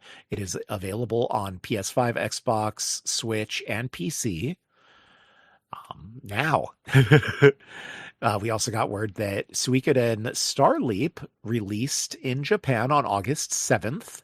I am happy to report that unlike many of these types of mobile sequels, the fan response so far has been very positive. We also have word of Disney's Epic Mickey Rebrushed coming to iOS and Android on September 16th. Trails in the Sky second chapter remake will be coming September 17th in North America. This is one that we've talked about a fair number of times here on the show previously. Patlabor, The Case Files, this is a classic mecha anime game, will be, or I should say a game based on a classic mecha anime series, is going to be launching September 17th. Endless Legend 2 will be launching September 17th for PS5, Xbox Series, and PC. Harvest Moon, Echoes of Terradea has been delayed to October 15th. Steins Gate Reboot for Xbox Series has been delayed to October 29th. Warhammer 40,000 Dawn of War 4 has been delayed to December 3rd. Attack on Titan 3 will be releasing December 10th. And last but certainly not least, God of War Le Fay will be releasing February 16th. So just in time for Valentine's Day weekend. That'll be exciting. Hopefully on disc. Yeah, right? The thing is, I had said previously that I want to play Le Fay, so this announcement of the digital switchover is kind of irritating, but I think the only thing I can do is if either skip these games altogether, or if I do play them, I'm gonna play them on disc. And if they're not on disc, I'm not gonna relent. Yeah, well, good thing this comes before 2028 because bye-bye discs. Indeed. All right, let's see. And then we also have here our retro release updates. We're going to start back with July 23rd. We had console archives and arcade archives. For console archives, we had The Conveni. This was a PS1 game by Human. This was released in 1997. It is, as you likely guessed from the name, a convenience store simulation. This would probably, under like modern romanization considerations, more commonly be referred to as the Combini, but it's fine. Right. We also that same day had Armadillo Racing. This was a much demanded Namco Deluxe machine. Again, I've been really excited by the Arcade Archives series having these different Namco Deluxe machines. This one again came from that 1997 era, very similar to the other ones that we've talked about. Just really exciting stuff to see games like this getting their first ever home releases. We also got the next week the console and arcade archives. So this was on July 30th. For the NES/Famicom, we got Doraemon. This is, of course, the anime mascot platformer action game by Hudson, which came out originally in 86. We also got the arcade release, TX1. This is a Tatsumi racing game from 1983. We also then got the Nintendo Switch Online Classics releases for Virtual Boy. This was on August 4th, 26, of D-Hopper and Zero Racers. You're a D-Hopper. Right. You bet, girl. I think this fills out the collection of Virtual Boy games that have been promised to us so far, but these are the games that were unreleased in any market up until now. Very exciting stuff to have this released to market. Very, very exciting time to be a Virtual Boy enthusiast. Just so freaking cool. And then let's see, last week we had the console and arcade archives releases on August 6th of UFO A Day in the Life. This is a PS1 ASCII made game from 1999. It's kind of a weird like life sim game. It's hard to explain. This is one of those releases that is in Japanese language only. So if you're not comfortable poking around a Japanese language game, I would probably suggest don't do it. But otherwise, it is just a really cute game with a lot of really cute, weird stuff to just interact with and see what happens. Let's see, we also had that same day the Arcade Archives release of Combat School. This is an 87 Konami released beat 'em up. This week, we got the console archives release of Toki Densho Angel Eyes for PS1. This is a Tecmo 97 fighting game. We actually got the arcade archives release of this game previously. It is not a particularly well-loved game, but I think the arcade version is generally referred to as better, so it's still good to have them both for historical sake? ? Wrapping up our arcade archives that same day, we had V-Ball, the Technos arcade released volleyball game from 1988. And last but certainly not least, we got that same day, August 13th, the Nintendo Switch Online Classics GameCube Nintendo release of Super Mario Sunshine. Oh boy, that was a lot of words. Yay. This is obviously a forever classic and needs very little introduction. I think it's very cool that it's on the service now, and I think that if you're interested in it and haven't played it, you can and should go check it out. Mm-hmm. All right, Slaggy, anything to say before we transition to our next episode? Or our next segment? Feels like it's already time for another episode with how long we've been Right? recording.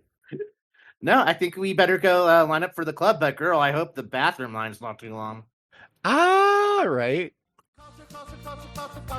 Culture Club. Culture Club.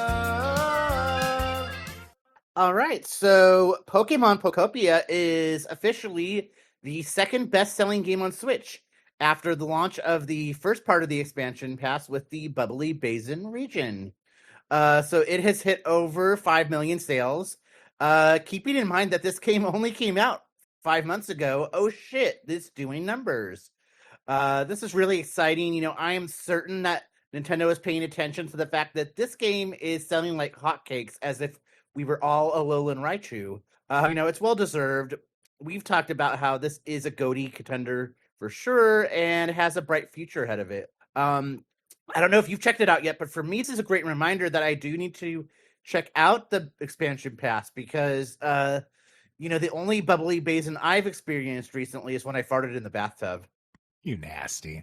I love to hear that this game is doing well. It's my understanding that it is well on its way to being the best-selling Pokemon spin-off now. Fingers crossed that it continues doing well and gets the continued love it deserves, both from fans and the developers. Absolutely. In similar news, we got the announcement that Sonic Frontiers has surpassed 5 million units total sold. This, of course, released back in November of 2022. So it did take a little longer than it took for Pokopia, but it is not a competition. This is definitely one of those things where it's honestly nice to hear that a non-Nintendo game has pretty nice legs. Ooh, are you talking about Sonic's legs? Technically, I meant the extended sales tail, but sure. Let's see. We also have word that Mecha Chameleon. This is, of course, a indie game available on PC and Steam. Has now sold 20 million units. This is, of course, in light of the numbers we were just talking about, is a little different in the sense that this is a much smaller and cheaper game. That having been said, by all accounts, it was at the 15 million sold mark at its first month of release, so it has likely sold a full 5 million units in its second month of release. That's pretty Wow. awesome.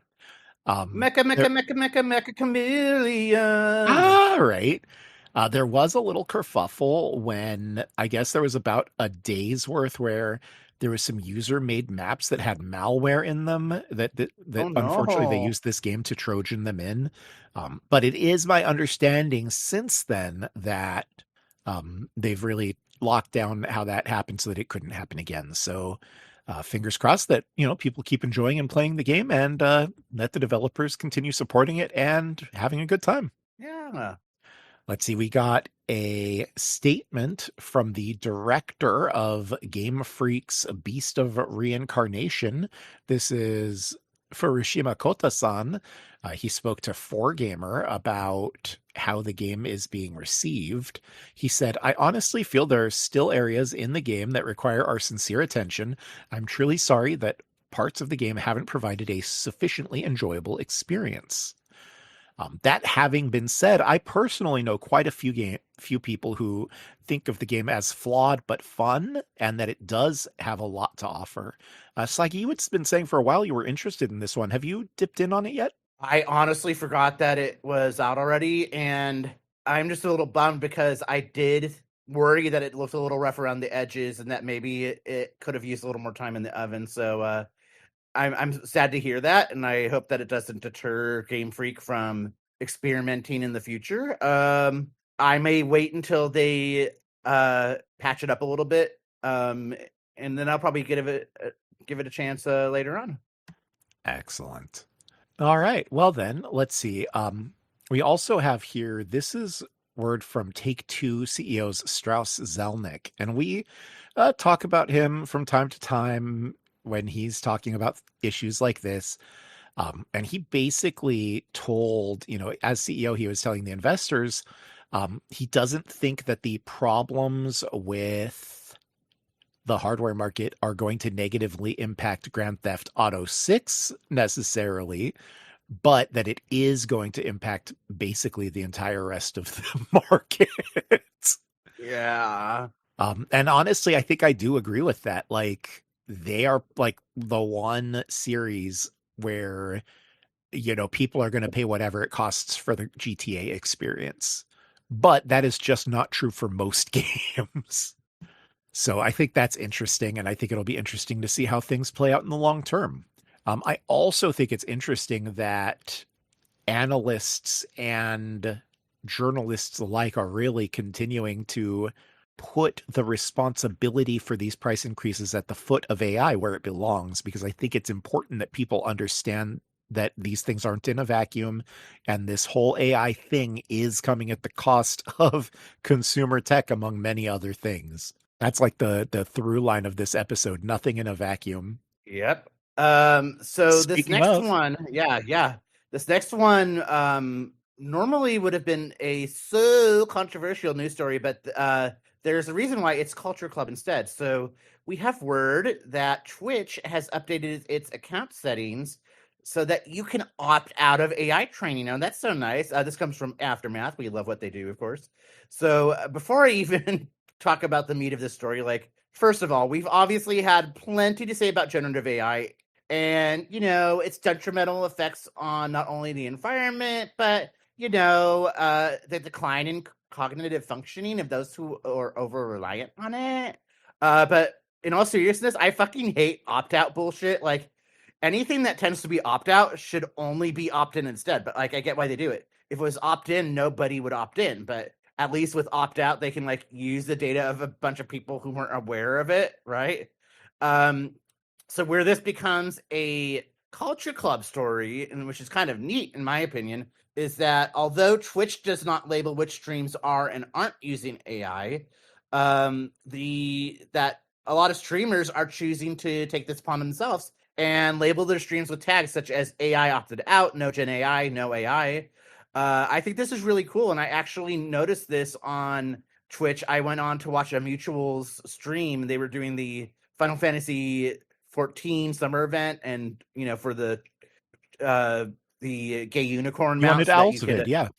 exactly. So I not only noticed that my Mutual had had one of those tags, but also that a bunch of others kind of like on the main page of Twitch said like no Gen AI or no AI opted out, all that stuff. So I think that's great to see the community taking a stand for that, but Amazon's gross, and in conclusion, fuck AI.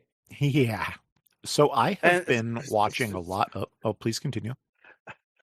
oh no, so I was just gonna say it was an ill-timed segue. Oh no, not an ill-timed segue. I hope it didn't go off a cliff. Yeah, like the guy who invented the segue. So I was gonna say I have been watching a lot of Twitch lately, and so when this went live, I was actually quite delighted to see that basically every one of my regulars was also either using this tag or actively talking on the stream about like turning off their settings and how other people in chat can and should turn off their settings to opt out. I know I did for mine, even if I'm not typically creating content. I just to be sure I'm opted out. Yeah, very much fuck AI. I don't think that giving an opt out in the long term is good enough. But, like you say, they're using shadow design systems to get the data that they can get while people don't know any better. I'm at least glad we have these tools for the moment, because it will at least allow people to start thinking about what the next streaming platform is going to need to look like, because that's kind of how it's starting to look, in my opinion. Yeah. My Mutual was actually talking about like on Blue Sky about like I think it might be time to figure out where else to go because Twitch is getting pretty fucky. Yeah. And, We have and another. so yeah, so this is where I would say it's speaking of Amazon being shitty, right? Yeah, right. We have another bummer Amazon story here. Bummer's on. Well, so this first piece is to me the most interesting because it's a game I played. This is word that Amazon has ended its publishing deal with the Smilegate Korean MMO Lost Ark. You might recall this, Slaggy. We actually all played Lost Ark together for Yeah. 2 weekends. It was fun enough. Little Diablo clone type stuff going on. Yeah. Apparently, the Smilegate will be taking the live service global servers over in early 27. Um, Amazon will operate the servers through then, and all of the player account data, including wallet balances, will transfer in full. So that's Oh, good. about as good of an outcome as you could hope. Um, yeah, and so the TLDR is that it really sounds like because they're also transferring Throne and Liberty, the other MMO they run, to NC, formerly NC Soft. That migration is expected to be complete before the end of this year. And the TLDR here is that Amazon is, it seems, getting their hands out of the MMO space altogether. I don't think this surprises anyone. It certainly didn't surprise me. I'm only surprised they lasted as long as they did. Slaggy, any thoughts? Fuck Amazon. Always good, always valid. All right, then we had a cute story here. This was basically word that after the July 28th 6.8 earthquake in Kumamoto in Japan, I guess Nintendo pledged to repair products that had been damaged during the event. I just thought that was really cool. The very idea of a company offering free repairs to their products in light of a natural disaster seems so far removed from 2026 American culture that Mhm. it just almost seems alien, but it's obviously a good, right, and righteous thing. Um, it's a kind of story that makes me feel a little bit better about humanity personally. So, Yeah. I don't know. I just wanted to note this. I thought it was very cool. Any thoughts from you, Slaggy? No, I just think that, like if it's a little solace for people trying to recover from the tragedy and loss of property and, possibly loss of life of loved ones, for them to find some comfort in playing Nintendo or whatever and getting a Nintendo console repaired, like, it's just the gesture is nice. Like you said, it's nice to hear Indeed. nice things. It is. It's nice to hear nice things. Look, we're not going to become a toxic positivity podcast, but like, it's nice to talk about nice things sometimes. Yeah. Something that I didn't think was nice. This is actually the kind of thing that bothers me. I understand that makes me the comic book nerd from The Simpsons, but basically, in the Wolverine game, I guess Logan's suit rebuilds itself, and there's just not really a reason for it. They just said it wasn't practical to have him run around half naked. Yes, it is. Yeah, I'm like, strong disagree. I've been playing the entire Spider-Man game with him in his boxers since I unlocked it. To be fair, it unlocked at like the end of the main scenario, but like I've still been playing like 20 hours in his boxers as I do the DLC and shit. So calm down. Um, it really literally, from the sound of it, sounds like they put a great deal of time into like how their suit ripping tech works, and then his clothes just regenerate around him, and there's literally no reason for it in the lore. They just do it without any explanation. That bothers me. I don't like that. If his suit tears up and stuff, it should just stay torn, or I don't know. I understand this shouldn't matter, but give me some bullshit about it being unstable molecules or something. I don't know, like, but the idea that it just reforms around him bothers me. Yeah. Like PIM particles or something. I don't know, even though that's not even Uh, literally what PIM particles do. right. Well, It's actually, literally these PIM literally particles are restoring the fabrics that are hidden in Wolverine's arm hair. well, I was gonna say these PIM particles are actually Ant-Man going around with a little thread and needle, like quickly stitching up his outfit. He's like, all right, you're all set now, buddy. I'll allow it. Still a better explanation than Insomniacs, which is none. Yep. All right. All this having been done, all this having been said, it's time to go to Idaho. You're living in your own private Idaho. Living in your own private Idaho. All right, this is a fun one. So, first of all, we had the surprise announcement from Ron Gilbert that Thimbleweed Park 2 is in development. So, you may remember that the original Thimbleweed Park was one of the Kickstarter successes back in the day, back in classic Buoy era. This time around, however, the game is being funded in a very different way.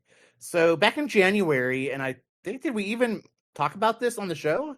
That Ron Gilbert wrote a blog about how he wanted to make Thimbleweed Part 2, but that he didn't want to do a Kickstarter, that a couple publishers had Yeah. reached out, but he found their terms not acceptable.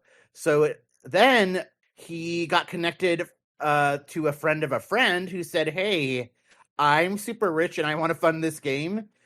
He looked into it. It turned out to be legit. So basically, Thimbleweed Park 2 is going to be funded by a wealthy private investor who at the moment is anonymous. The part that I think is even cooler is that Gilbert was talking about that as part of his budget proposal, he made sure that his devs were going to be fairly compensated. He was talking about that in Thimbleweed Park 1's development cycle that developers had to work at reduced rates. So, like, as far as I'm concerned, as long as this is not blood money or whatever, this is rad as fuck. And if wealthy people want to fund cool games made by legendary game devs, like, I'm all for it, right?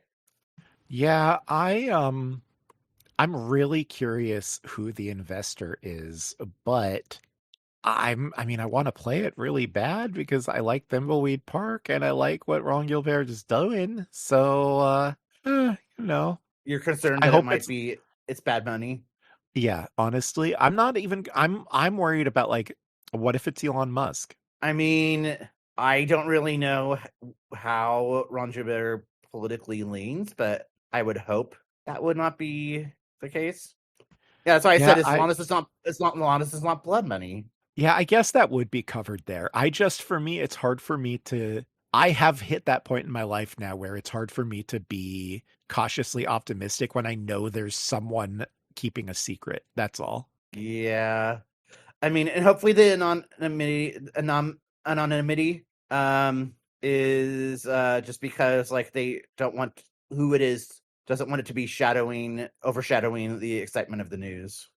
I I'm mean, trying to be positive. honestly, it would be great, yeah, if it were just like a TV or movie star who loves adventure games and was like, "Hey, I have, 2 or 3 milli that I could throw at this passion project." Sure. That would be awesome. That is my real hope. My fear is that it's some jerkwad who is going to end up getting involved in something that I really love and tainting it. Yeah, let's hope not. Indeed. All right. Well, we got the announcement of the first upcoming DLC character for Marvel Tokon. This is going to be the Phoenix version of Cyclops from the Avengers versus X-Men comic book event. This is really fascinating because this is such a specific pick. Phoenix Cyclops in that like Phoenix Force 5 armor is again, it's just such a specific pick, such a specific moment in time, gives them options to adapt the character in ways that with like the move set that like maybe they would not have had to do with this character previously. I'm really excited. It just feels like a very audacious pick. I'll also note Kieran Gillen is writing the episode mode episodes. I think we talked about that previously. And Phoenix Cyclops is actually connected to Gillen's time writing the X-Men. So it does also make me wonder if the other DLC characters aren't going to be connected to characters that Gillen has written about in the past. A lot of exciting stuff. Yeah, a lot of exciting stuff to speculate on right now. We also got word of another update for Super Robot Wars Y. This is the update version 1.4.0 update, as well as the anniversary expansion pack. The 1.4.0 update was August 4th, and the anniversary pack came the following day. The update gave a new game mode that is being called Boost, which is supposed to help you like quickly level up your characters. They raised the level cap for your characters. They also added a 20 million units sold commemorative mission with in-game rewards and a 35th anniversary commemorative mission with in-game rewards. Then for the expansion pack, that has 33 new missions, 12 new weapons, 5 new playable mecha, and 1 new assist crew member, as well as a bonus mission for the purchase bonus. I'm really excited about this. Super Robot Wars Y was my big pick for last year. I've been really happy that I've had reasons to go back to it every couple of months all throughout this year. I haven't dipped into the anniversary pack yet because it's like $30, and I kind of have very strict opinions on what amount of content I want to get for how much money I'm spending on DLC. But also, I kind of feel like I'm going to end up cracking when this doesn't go on sale fast enough. Just really exciting stuff. And this was announced at the Super Robot Wars anniversary stream that happened about 2 weeks ago. They did some updates for the mobile game, which I guess is moving into its final story arc or something.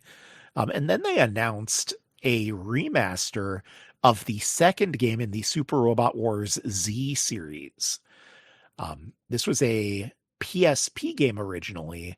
It's going to be known as Super Robot Wars Ruination Remastered.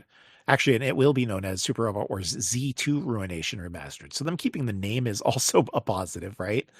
I do think it's interesting that they are remastering the sequel and not the original of this version of Z.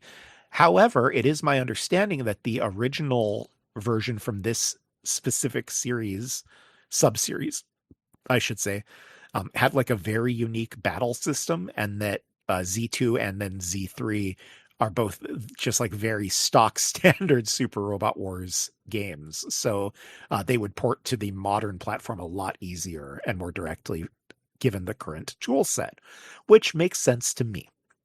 That having been said, really excited about this, really excited about the Super Robot Wars Y editions overall. Just really a great time to be a fan of Super Robot Wars. And if you're Yeah. curious but not into it yourself, the time has never been better to jump on in. Yeah, sounds like another 80 hours of content for you at the very least. Right. So here's a fun little story as we're getting close to wrapping up our trip to the club. Aside from the fact that this is about a Ubisoft game. So apparently after the release of Christopher Nolan's Odyssey movie last month, there was a large uptick of daily average users playing Assassin's Creed Odyssey across all platforms, despite the fact that the game is not a direct adaptation of Homer's ancient Greek epic poem. I just thought that was kind of neat, right? We do not know at this point if there was also a surge in daily active users playing Super Mario Odyssey or Oddworld Munch's Odyssey. It's an Odyssey joke, get it? They all have Odyssey in the title. Okay, wrap up our time in the club. Unlike Christopher Nolan's Odyssey, that joke flopped. Well, I mean, and I assume people know that it's not an adaptation and that it is simply like Thematically connected. Yeah, like Grecian lore type stuff. But like it occurred to me, it didn't occur to me until sort of listening to you say it that I'm like, wait a second, there are probably people who don't realize that this isn't an adaptation. Like it was your joke about Mario Odyssey and Oddworld Odyssey that I'm like, wait a second. People are literally picking this up because they're seeing the word Odyssey and they think it's an adaptation of the movie, not because of the thematic connections. Oh my God. How many people do you think went to see the Christopher Nolan film and were like, wait, where's Abstergo and the Templars? Oh God, probably not zero. I mean, is Abstergo even part of the narrative anymore? Or do they just not even care about that so anymore? much. No. My understanding is they even straight cut out a lot of the Abstergo stuff from the recent Black Flag remaster. Oh, okay. Yeah. Anyway, let's wrap up our trip to the club. This was an interesting story coming out of Gematsu. This is word that Xbox has announced a backwards compatibility program for PC, and 4 select titles are already available.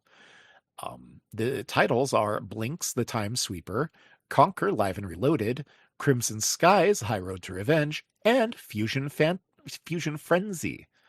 I will say I actually think this is a great set of games. I am particularly fond of Fusion Frenzy and Crimson Skies. Crimson Skies for me was like my first ever like real online game I played. And then Cool. Fusion Frenzy is like Mario Party, but without any of the branding stuff. But I view that as kind of a positive. It's a good time. Actually, we used to have like Xbox parties at the old apartment, and Fusion Frenzy was a game that would get a lot of play at them in the early days. So I actually do think this is pretty exciting. I may already have a title ownership or a title license for Fusion Frenzy. If I do, I'm gonna end up having to dig into this pretty soon. Yeah, too bad about the Xbox of it all. All right. All right. Well, then, controversially, let's move on to So Controversial. Controversial. Oh my god. Oh boy, so this one is a total train wreck of a story, or I guess a car crash. So this whole saga started with a Blue Sky post from a narrative design lead slash games writer, Stella Sacco. She was reacting to the announcement trailer for a game called Rideshare Stimulator. You did not hear that wrong. It's Rideshare Stimulator.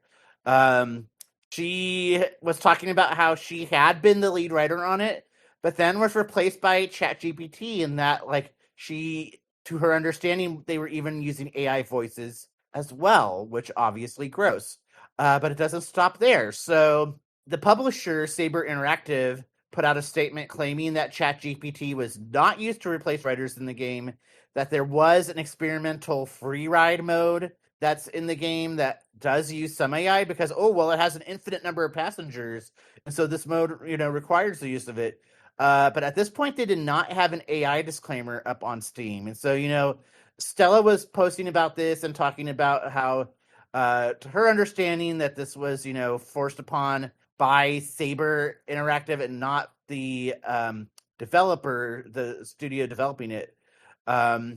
So, that was all going on. But then it gets even wilder because then the CEO of Saber Interactive, Matthew Karch, totally had a crash out.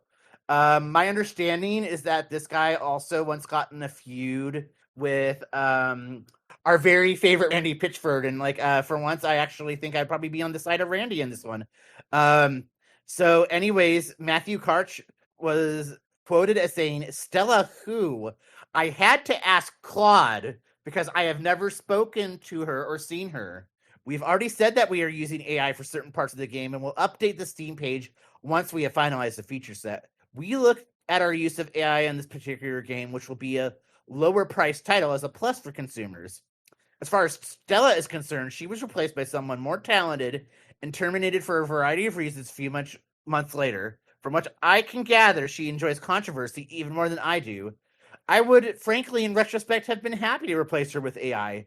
At least we would be dealing with someone programmed to be honest." Like, bro, you okay, bro?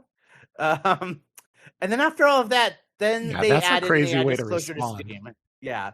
After all of that, then they added the AI disclosure to Steam. So, like, in this case, it sounds like a whiny piss baby got butthurt about being called out for using AI, then doubled down on using AI to respond about using AI, and now everyone knows the game about that the game is using AI. This is not a video podcast because that's not how we roll, but I'm doing the pinching emoji right now, and if you remember from a couple episodes ago, a couple months ago, what that means, yeah, pinching emoji. Yikes. We have a story here. I feel a little guilty about this, but I had thought that this had already happened.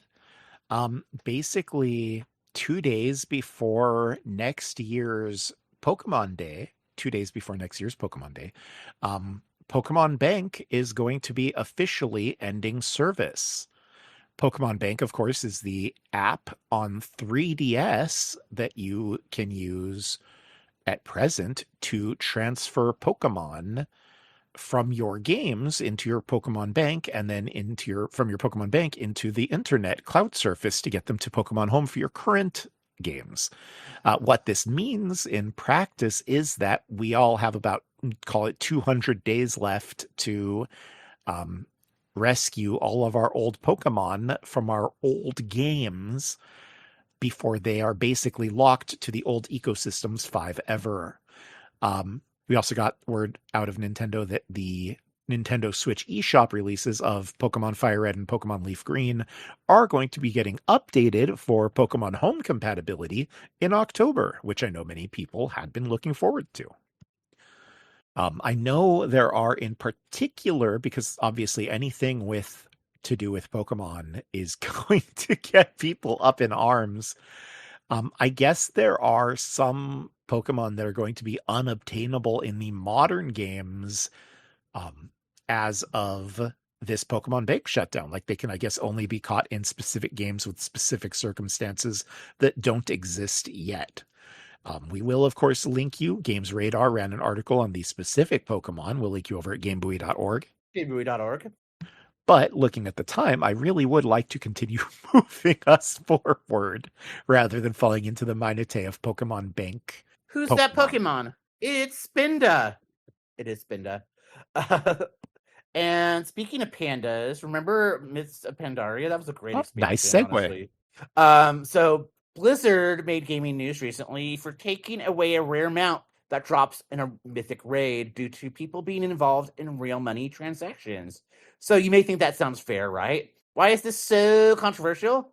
Well, apparently some of the people whose mounts got revoked did not participate in real money transactions, but they were unknowingly in a group with someone who did, and because they were in that raid with someone who cheated, they got their mount taken away. And I think that really fucking sucks. Like, obviously it's good to crack down on real money transactions. Like, that shit is whack. It's totally valid to do that. But this feels very much like when you were a kid in school and then the whole class got punished because a couple of students were misbehaving. Like, did that ever happen to you? That always really rubbed me the wrong way. So this is very that. And I just feel really badly for people who really were like working hard to get geared up for mythic raids and, you know, got this amount that they really wanted and then had it taken away because someone was a cheater and didn't tell them. I mean, obviously they wouldn't say that. Right.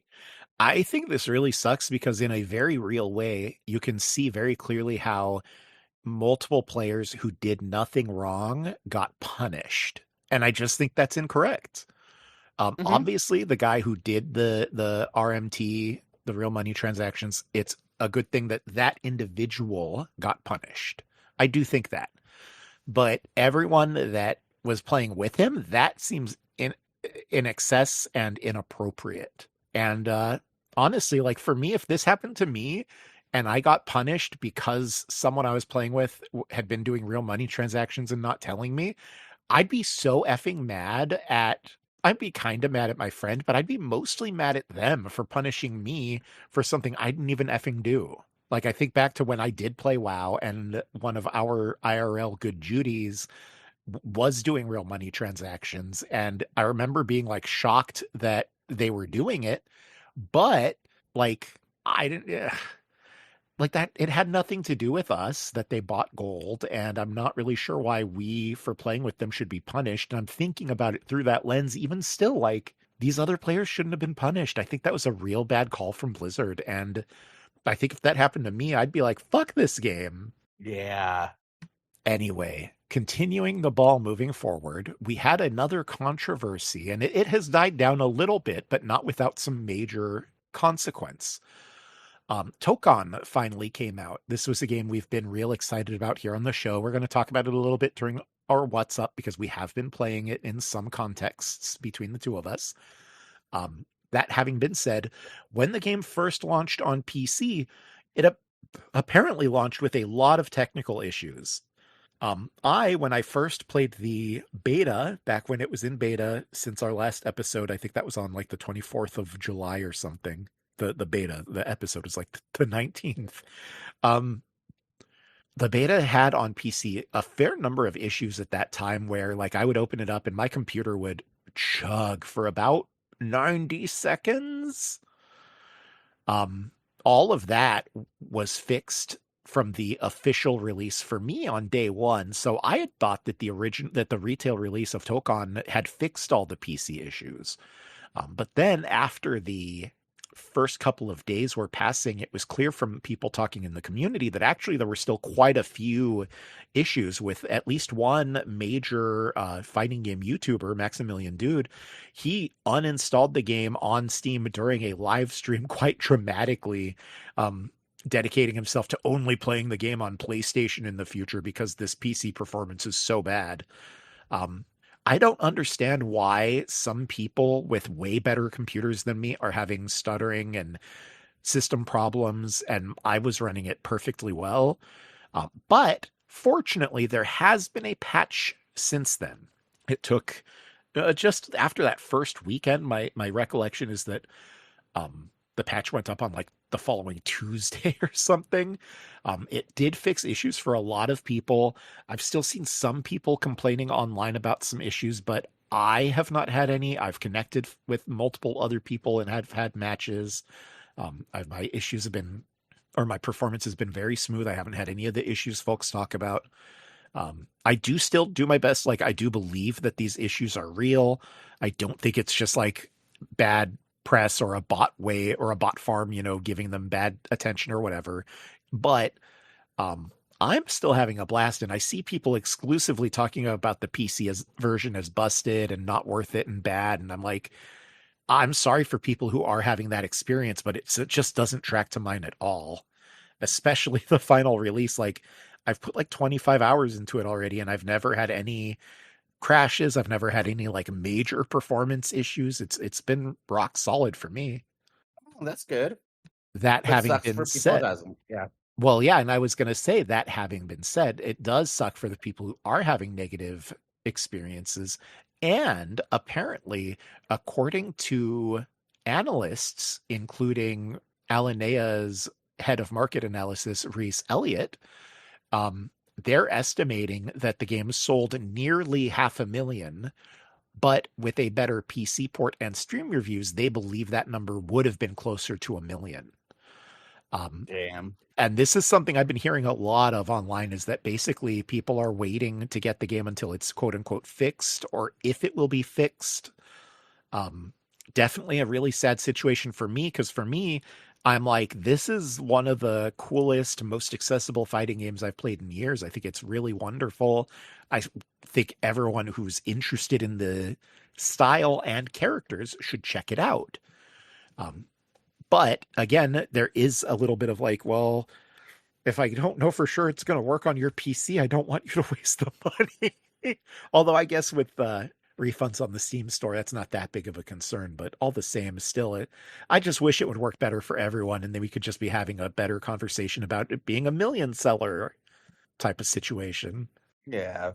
Last, but certainly not least, and frankly, the most controversial thing where I do think something is amiss and someone is clearly wrong, is word that many fans are accusing NetEase of a racial bias against the character of Storm.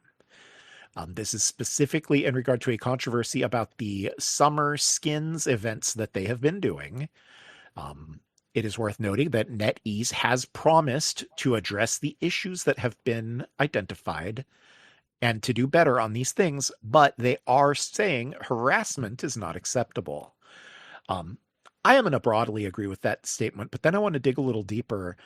Basically, people are noting that a new wave of summer swimsuit cosmetics went live for a bunch of heroes, but for reasons that, don't make sense to anyone, Storms was the only one that wasn't an epic tier. It was instead a legendary tier like all of the others, which means it has less features and less special things. Storm is literally the only black woman in this game, so having her excluded from having one of the fancy swimsuits already was like bad. But then you look at like, people have been complaining for years about like Black Panther hasn't gotten like a shop skin in over a year. Storm does only have one other legendary skin, and that came out almost 2 full years ago. And it's easy to think about like market requests and market demands and what have you. But as this game's radar piece so succinctly points out, that all really falls apart when you directly compare that someone like Elsa Bloodstone is getting more costumes than Storm. That just doesn't track Her? on. Yeah, exactly. Like, I'm sorry. Storm is literally one of the most famous faces of Marvel, absolutely one of the most famous and popular X-Men characters. And that character that is barely a real character is getting more costume support? That's fucking crazy. I call down the power of the elements. Yeah. Now I will say I actually do broadly agree with the NetEase statement that like even though they are clearly fucked and incorrect, it is inappropriate to harass people. Yeah. However, shy of that, I am 100% on the side of the justice for Storm people. Absolutely. Call for justice, but do it in a way that is Call for justice, but constructive, not destructive. There you go. Yeah. All right, then, let's move forward to Doom and Gloom. Yeah. All right. So Netflix has shut down 2 more gaming studios. One of them is a studio called Moonlight. This was a Helsinki-based studio that had not yet had the opportunity to release anything, but the other one may be more familiar to you. This is Night School, probably best known for their indie hit Oxenfree, a game very beloved by us on Game Buoy. They had just released a first-person horror game called Unhinged a few weeks ago. It was apparently streaming on Netflix, so I guess that was a thing. So this really sucks. As always, we hope that everyone lands on their feet.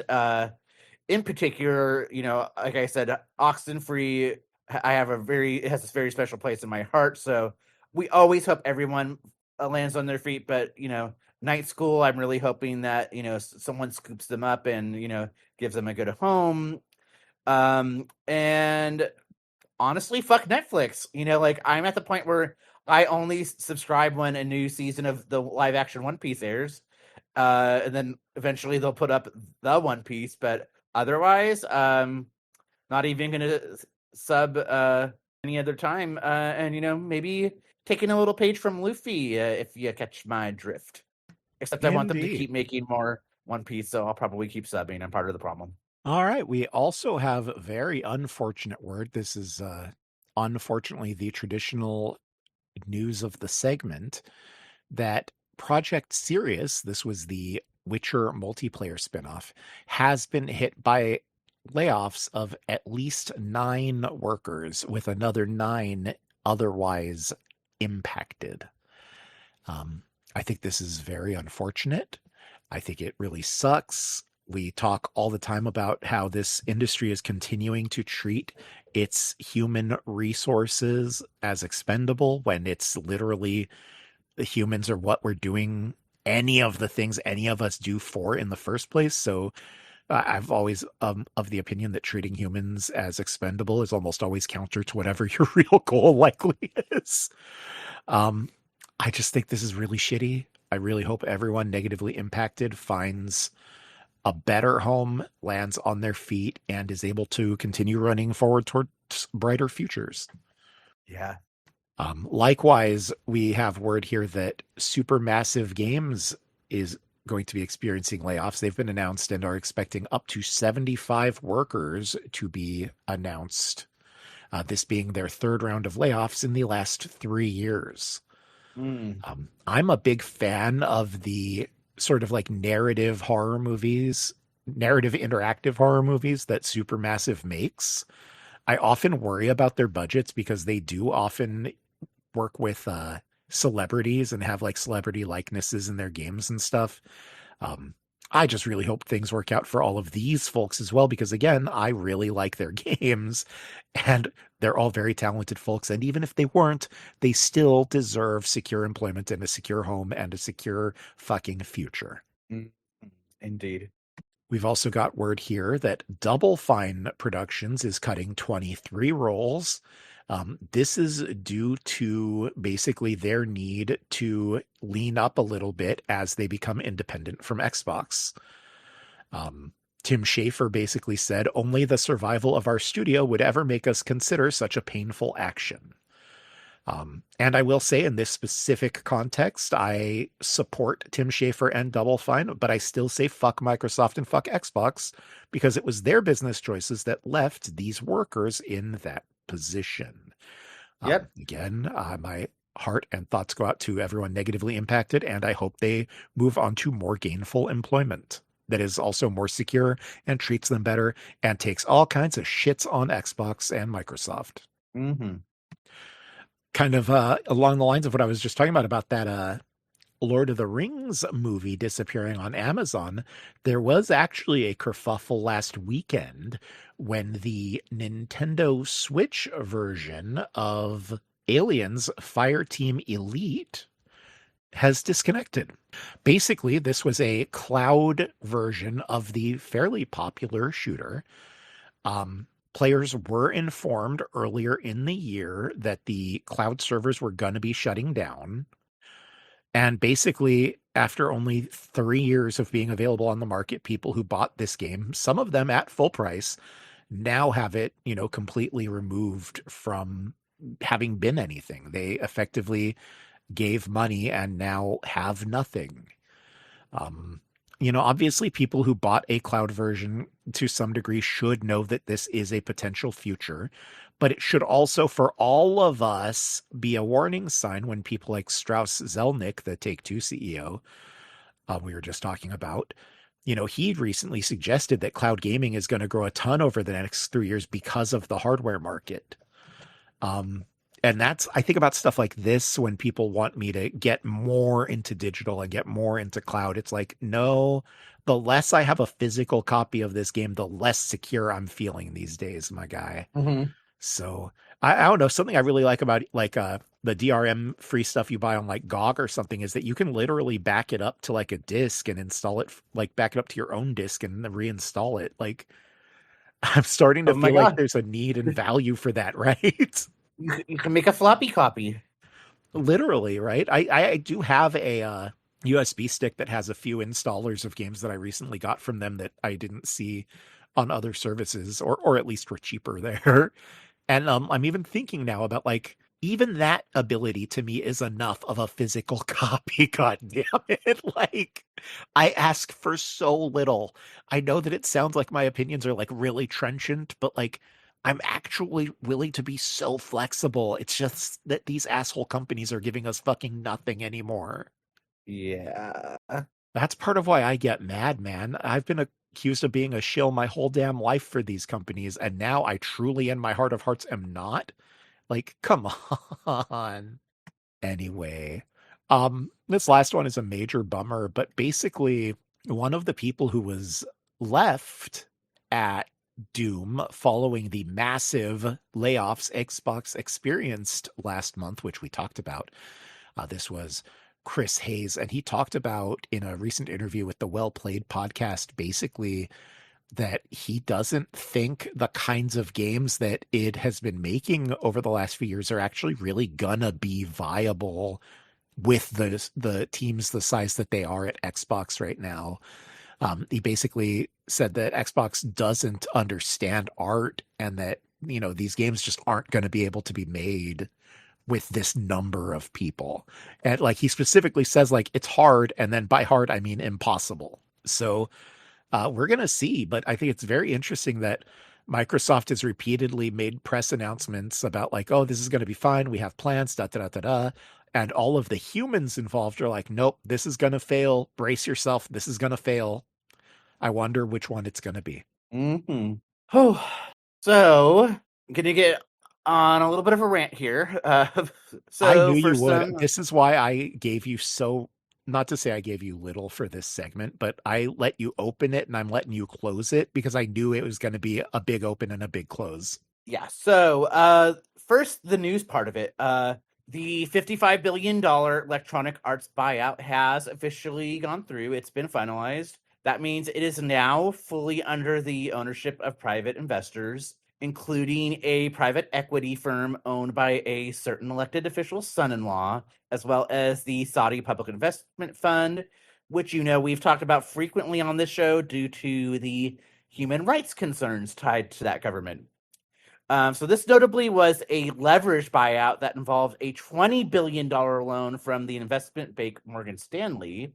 And so Eurogamer was talking to three experts about what this can mean for EA, because they're going to be expected to make interest payments of approximately $1.8 billion a year. Like, I'm sorry, before I move on, those are obscene dollar amounts, right? Like, people are literally starving and living in poverty. So eat the rich. That being said, the experts at Eurogamer talked about how they anticipate that there will be a reduction in labor. There have not been any current layoff announcements yet, but it seems like, sadly, it will only be a matter of time before we'll be reporting on this here in Doom and Gloom. And this I will say, the way yeah. they're approaching this really does rub right up on one of my personal bugbears, which is venture/vulture capitalism. It really does, and there may be a positive knock on that I'll note in a moment. But first, it really does, to me, feel like this has been bought almost parasitically to take it apart and sell it for scrap, like sell it for parts and try to make a profit off of that while loading it up with the institution that bought its debt in order to offload their debt onto the EA brand. And on one hand, I'm like, okay, well, couldn't have happened to a better brand. But the flip obviously is the actual human cost there, and why this is such a big problem for me. I'm real worried about the way that these parasitic entities work in the financial sector as it is. Then I see them now getting involved in a company the size of EA, and that's really worrisome to me, because ultimately a lot of people are employed by EA.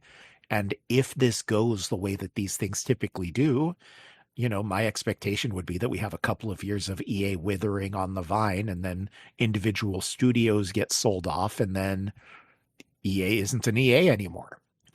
I guess the positive knock on, the light at the end of the tunnel, the thing we might be hoping for, it seems almost likely in a scenario like that a studio like, I'm actually going to say BioWare specifically, because that's, I think, who a lot of us are worried about. I could actually see a scenario where BioWare gets sold relatively quickly. So that's right now. So woke, right? That's what I'm hoping for right now. And not exactly because of that, but not because of that, if you know what I mean. Mm-hmm.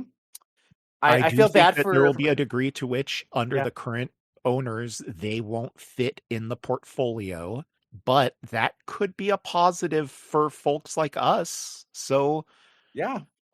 this is terrible, but I'm trying to keep a realistic perspective and also view all angles. Very strongly, I feel like it would be better if this wasn't occurring. Although the two positives of sorts are, like, I think EA needed to be broken up. So if it's happening at 10 years too late, but it's happening. But yeah, I'm really hoping that this could mean some of the smaller studios that have been swallowed up by EA could find respite. So I'm really trying to, fingers crossed, and hope for a positive outcome for those folks at least. Because I am otherwise real worried about just the size of EA, and it being consumed this way could have real major knock-on ramifications for years to come. Yeah. I kind of feel bad for making a joke after you just made some very serious points. But you have a personal bugbear? That sounds adorable. Is he your own personal bugbear? All right, moving on though. Also in this Eurogamer article, which is over at GameBuoy.org. GameBuoy.org.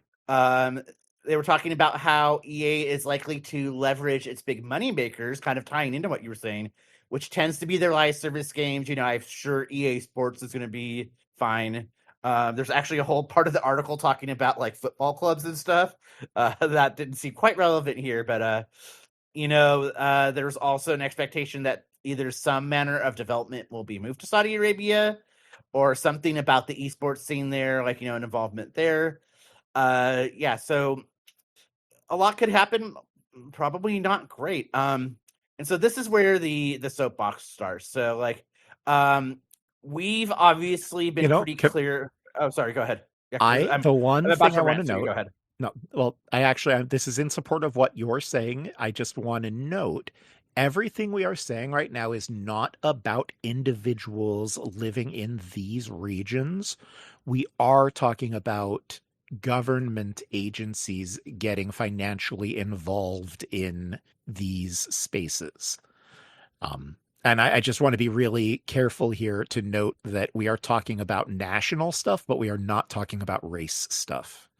Oh, And absolutely. I I mean, just think it's a very yeah. important separation to note that while I do have these concerns about these things financially, I do not have concerns with people as individuals. Oh, absolutely. And I mean, I think that in a larger sense, I mean, that's just kind of the geopolitical reality, right? Like, it's the governments and the regimes that are, taking away people's rights. I mean, here at home too, right? I mean, it's like the very popular saying, there is more similarity between us and other citizens in other countries than there are between us and our government or between them and their government, which is why Absolutely. our governments want to keep us all separate, which is also why we should do our best to continue connecting.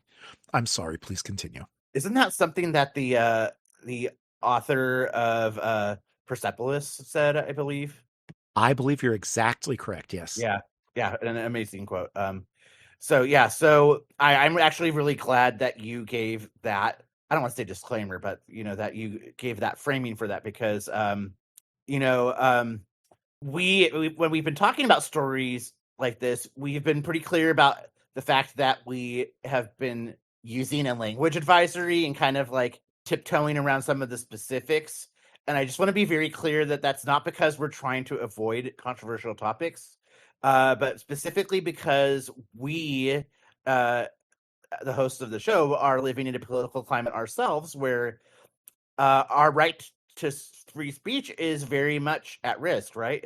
Especially because we're both queer individuals. We both have very progressive political stances.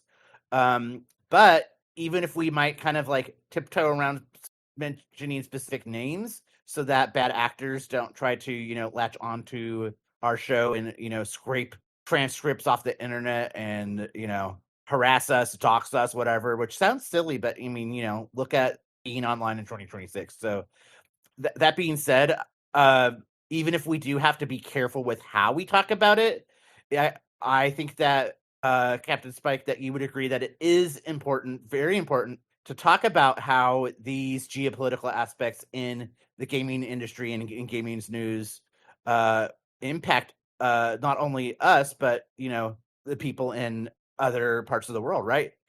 Because these are your dollars if you support these companies that are going to fund these companies and their investment funds, or speaking in a larger sense, like things like Microsoft, which also what they're funding and what we talked about, right? So I firmly believe that speaking with your wallet is one of the most powerful things you could do as a consumer. We've talked about doing that here on the show with it was something as simple as Fortnite and not supporting their Epic's stance on AI, right? So I personally have not engaged with electronic arts in a very long time, and especially won't now.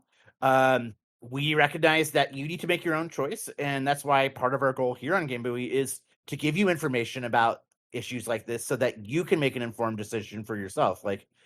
Everyone needs to draw the line where they feel they draw the line, and that's a personal decision.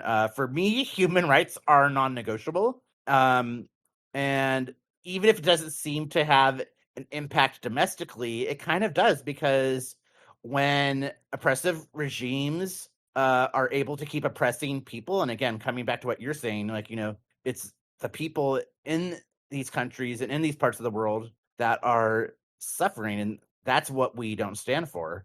And when that happens, it normalizes oppressive regimes, right? And look around you. Look around you. Just look around you. Thanks, Ants. Yeah. Thanks. Right. It So kind of yeah. It kind of ties in a little bit to what we were talking about with the donations and charity issue last episode, right? How, some of these same funds were maybe trying to launder their money, or not launder their money, but launder their image using things like Evo. And so it does, to us, kind of become imperative not to engage with that stuff. And so again, we had the thing with games done quick, right?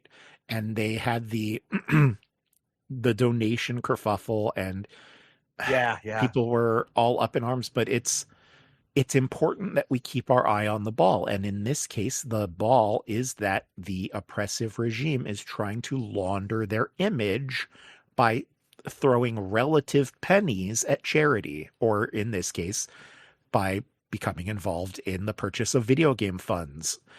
And it's just keep your eye on the ball, man. This is not, again, this is not about individuals. This is not about humans. It is certainly not about race. But look at the specific actions of the governmental regime. There's only one governmental regime in the world that I think is more scary, and I hope you can understand what I'm saying. Mm-hmm. Yeah. And that kind of ties into how I'm going to wrap this up, because stepping down from my soapbox, I just thought it was important to really clarify that although literally like you just were being cautious, that we have to be cautious, or we feel for us that it's important that we are cautious on how we are reporting these types of news stories, that we are not a political show by any means. Hopefully that's been pretty clear, but I just wanted to be very I wanted there to be no ambiguity there. What actually made me want to kind of go off on this sidebar is that I saw a really great post on Blue Sky that was reposted by a friend of the show, Sasha's Retrobytes. And apparently there's a YouTube channel covering what they refer to as the War Crime 64. And that this YouTube channel was kind of taking an apolitical stance, being like, oh, we don't cover politics, we just cover games. And this person who was posting about it was like, no, that's not okay. Try being an adult and taking a stand on something, which I 100% agree with. You cannot just ignore, war crimes and human rights violations because, oh, it's my video games, right? So, yeah. Yeah. All that having been done.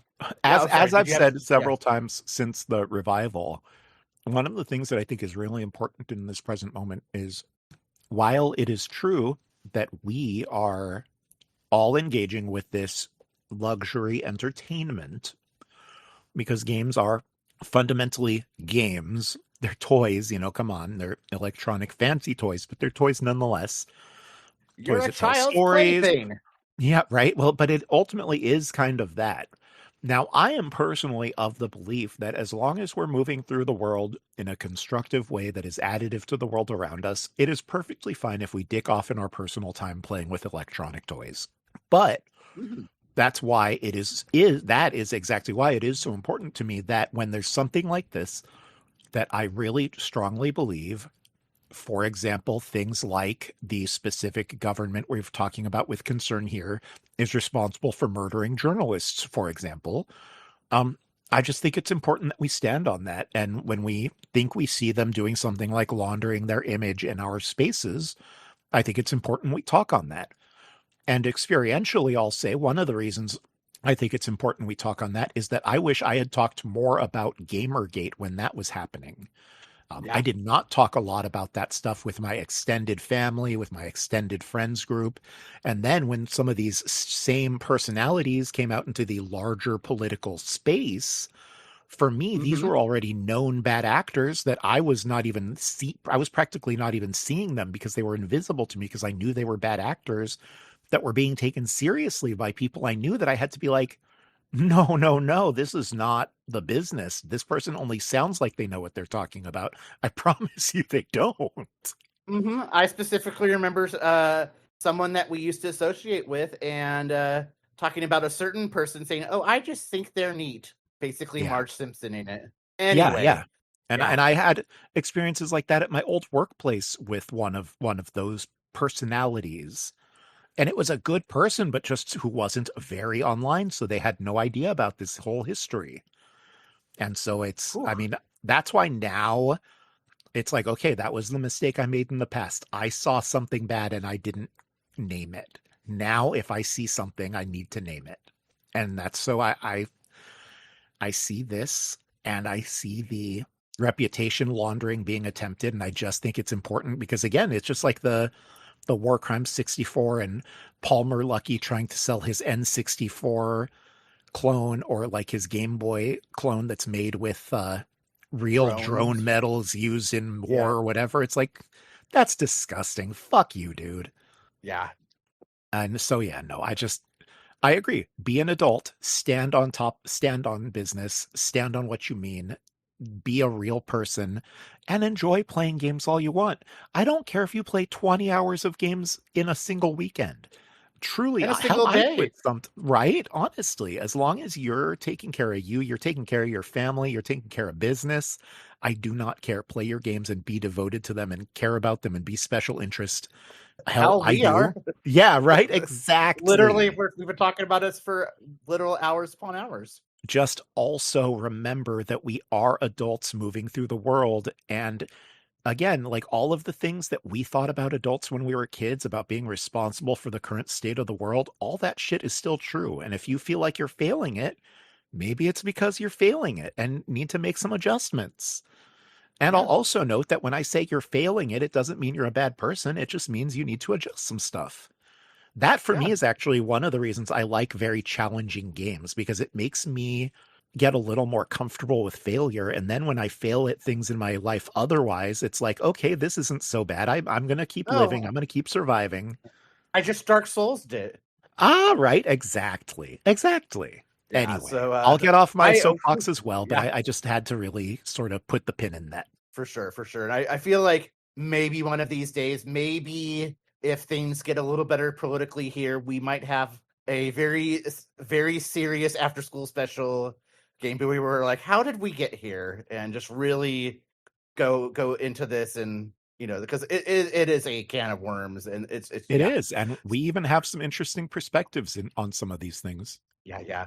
So, that's why we say keep gaming, keep thinking, but I'm sorry, there is still a little bit of episode left. So that was not me wrapping up the episode. But all of that having been done, all of that having been said, I think I hear Adele over at the rumor mill. Rumor has it. Rumor has it. Rumor has it. Rumor has it. Rumor has it.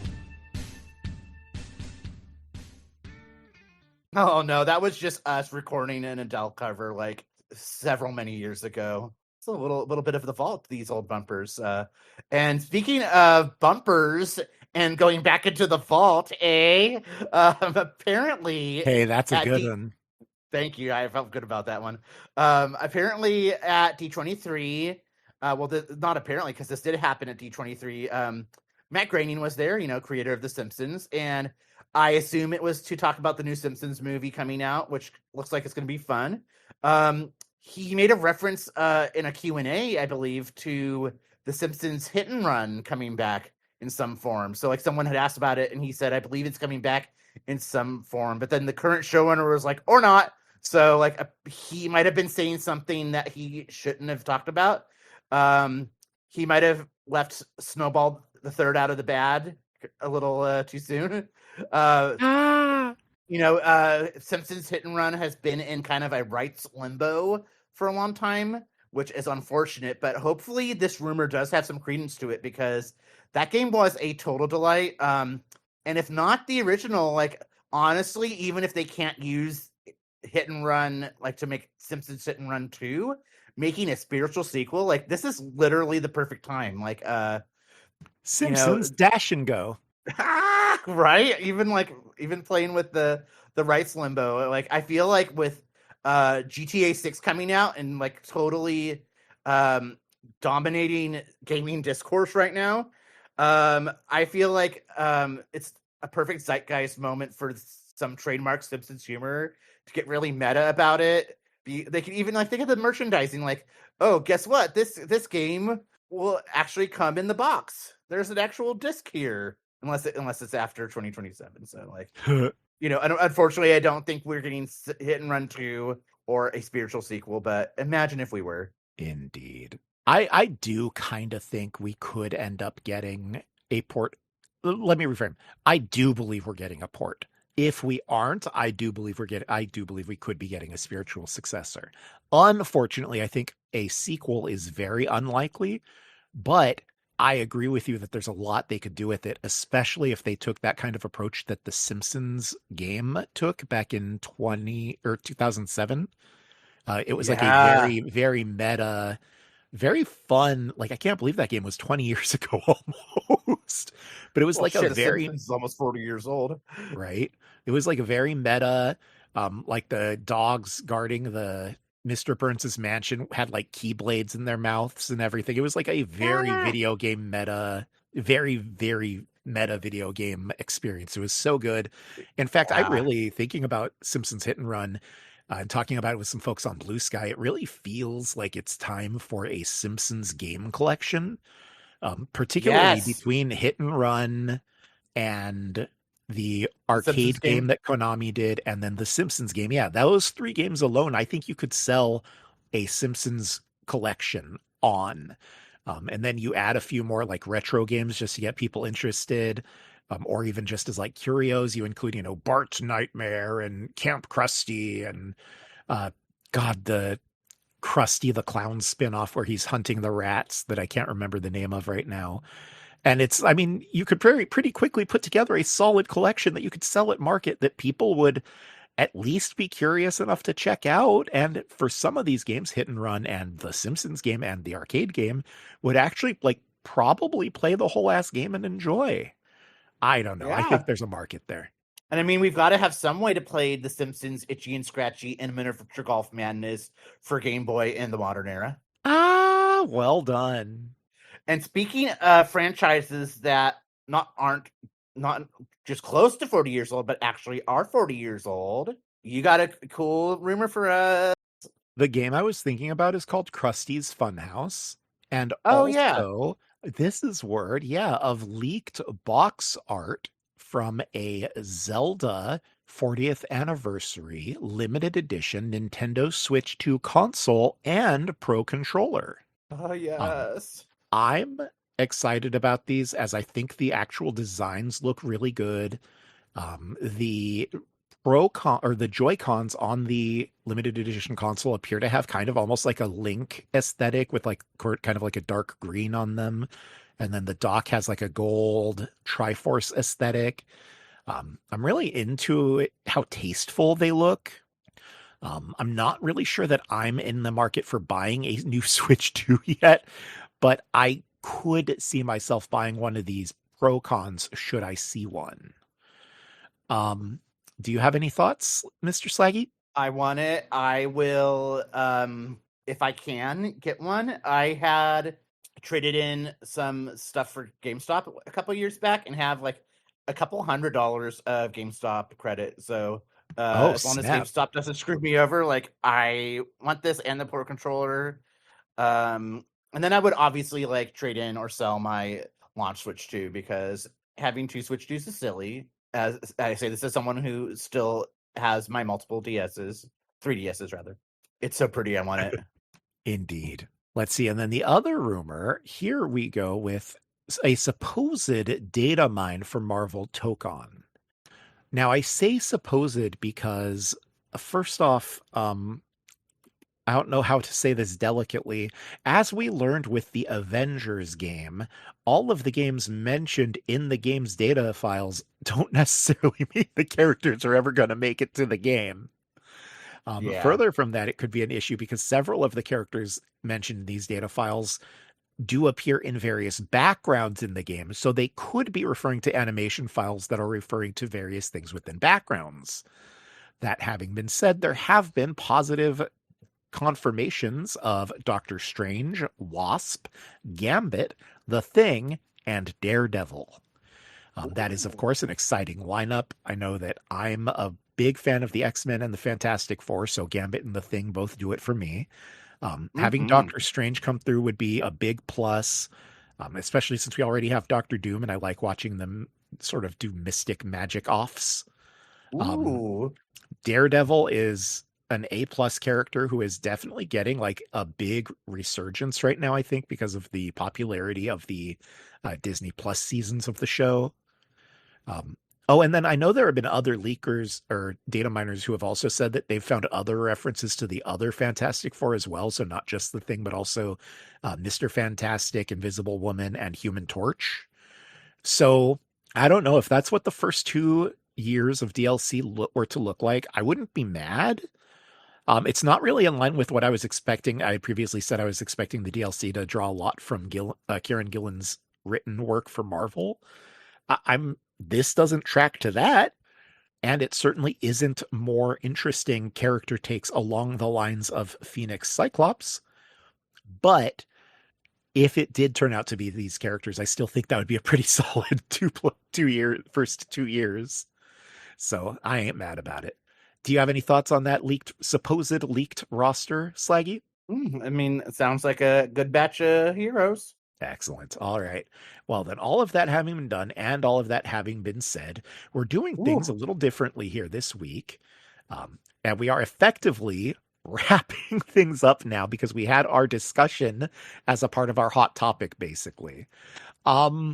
Kind of do that not too infrequently for these news wrap up episodes, I seem to recall.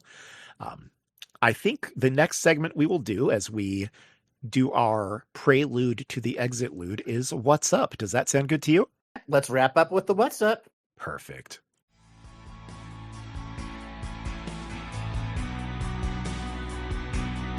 I said, hey, what's going on?